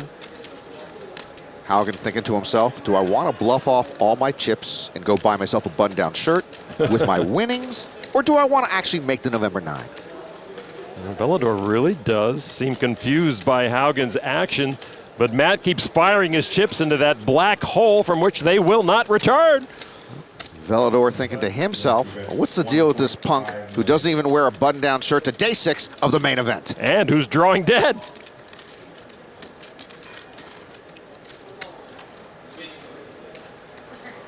No Hollywooding from Velador here. He's trying to figure out the puzzle.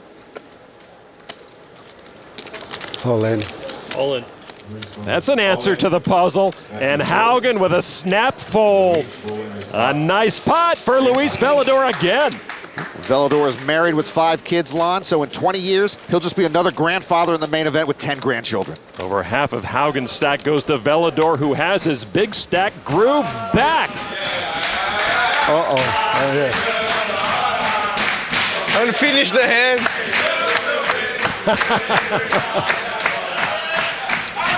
The Brazilians haven't seen their man win a pot in a while.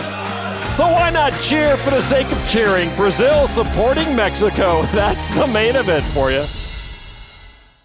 To the action, Billy Pappas has aces. That's good, especially since Robert Campbell 3-bet all-in with pocket eights, and especially since Dong Guo has pocket kings. Campbell, a 47-year-old Miami pro with 15 World Series cashes. All in. Pappas says all in. Kings again about to be cold-decked by aces.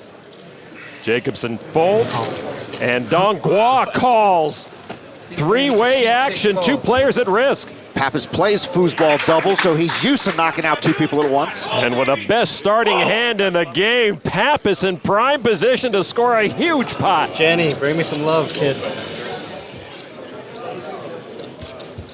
Guo wants to film his own bust out. There is the flop. Queen 7-5, no immediate improvement for the at-risk players. Double knockout in progress. Boy, there's one contended first-timer about to go bust. Turn card now. A deuce. The aces are holding the fort. Campbell needs an 8 or he's gone. Pappas poised for a double knockout. Pappas' rail poised to erupt. Guo perhaps will take this video to court to appeal this hand. The river's a 9. And first-timer Billy Pappas scores the 2-for-1 special and will add almost 5.5 million chips to his bank. Campbell out in 30th. His biggest tournament payday by far. Guo takes 29th. What a maiden voyage for Dong Guo. He goes out with a smile. Campbell wins over 230,000. And boy, we have seen Billy Pappas win some big pots. Remember his quadruple up with pocket 4s on day 5? Billy Pappas now in 3rd place with over 15 million. What an amazing run for this main event first-timer. All right, let's go back to the featured table. Brian Devonshire has pocket queens. Devo has Matt Haugen on the ropes holding pocket 10s with all his chips in the middle. Haugen all in with 17 big blinds left. Devo hoping pocket queens treat him better than pocket kings. A lot of big hands clashing today at the main event. Haugen is the one at risk here. The flop, 5-8 ace, 2 spades. Haugen whiffs. The queens are best for Devo. If someone were tickling Haugen's toes right now, you wouldn't know it. Devo's the one on his feet, though, looking like the nervous one. Turn card. King of Hearts brings Haugen to last chance territory. Yeah, Matt Haugen starts to gather himself. Brian Devonshire, 1 card away from the knockout. Haugen needs a 10. The river card is a 9. The queens hold up, and that means an end to a very fine main event for Matt Haugen. Boy, and absolutely no emotion from either player. Very close stacks, but Haugen is the one done in 28th. He'll collect the last payout of 230,000 plus. Your carotid pulse goes nuts when you have a big hand. What? Your carotid goes nuts when you have a big hand, so you know for the next run. Lon, your carotid artery goes nuts when you call a big hand. Bag and tag time. The man to beat right now, Martin Jacobson. He's the chip leader? I don't think so. And still looking to go back-to-back final tables, Mark Newhouse. Back-to-back November 9s? I don't think so. And how about rookie Billy Pappas? He's in 4th place. Foosball champ and poker champ? I don't think so. And Billy is our DraftKings.com King of the Night. Got a table change. I got aces and kings back to back. And I had aces and kings 2 more times, and I was only here for about 40 minutes, so that was a run good move. Every day is the new biggest day of my life. You know what I mean? I said it 2 days ago. I was telling people, this is the biggest day of my life. Now, it just keeps on going. Billy's latest biggest day puts him in 4th place. Jacobson, Velador, and Sindelar make up the top 3. Lee Force currently in 18th place. Would it kill us to show the top 18? Jeez. Day 6 has come to a close, and only 27 players remain. For some, their first time could be their best time. Yeah! For the pros, they know a chance like this may never come again. Unless your name is Mark Newhouse. He is 1 day away from making history, back-to-back final tables. All I know is I refuse to finish 9th again. I'd rather finish 10th. For Norman, Chad, and Kara Scott, I'm Lon McCarran. This has been a presentation of ESPN, the worldwide leader in sports. We're on to day 7.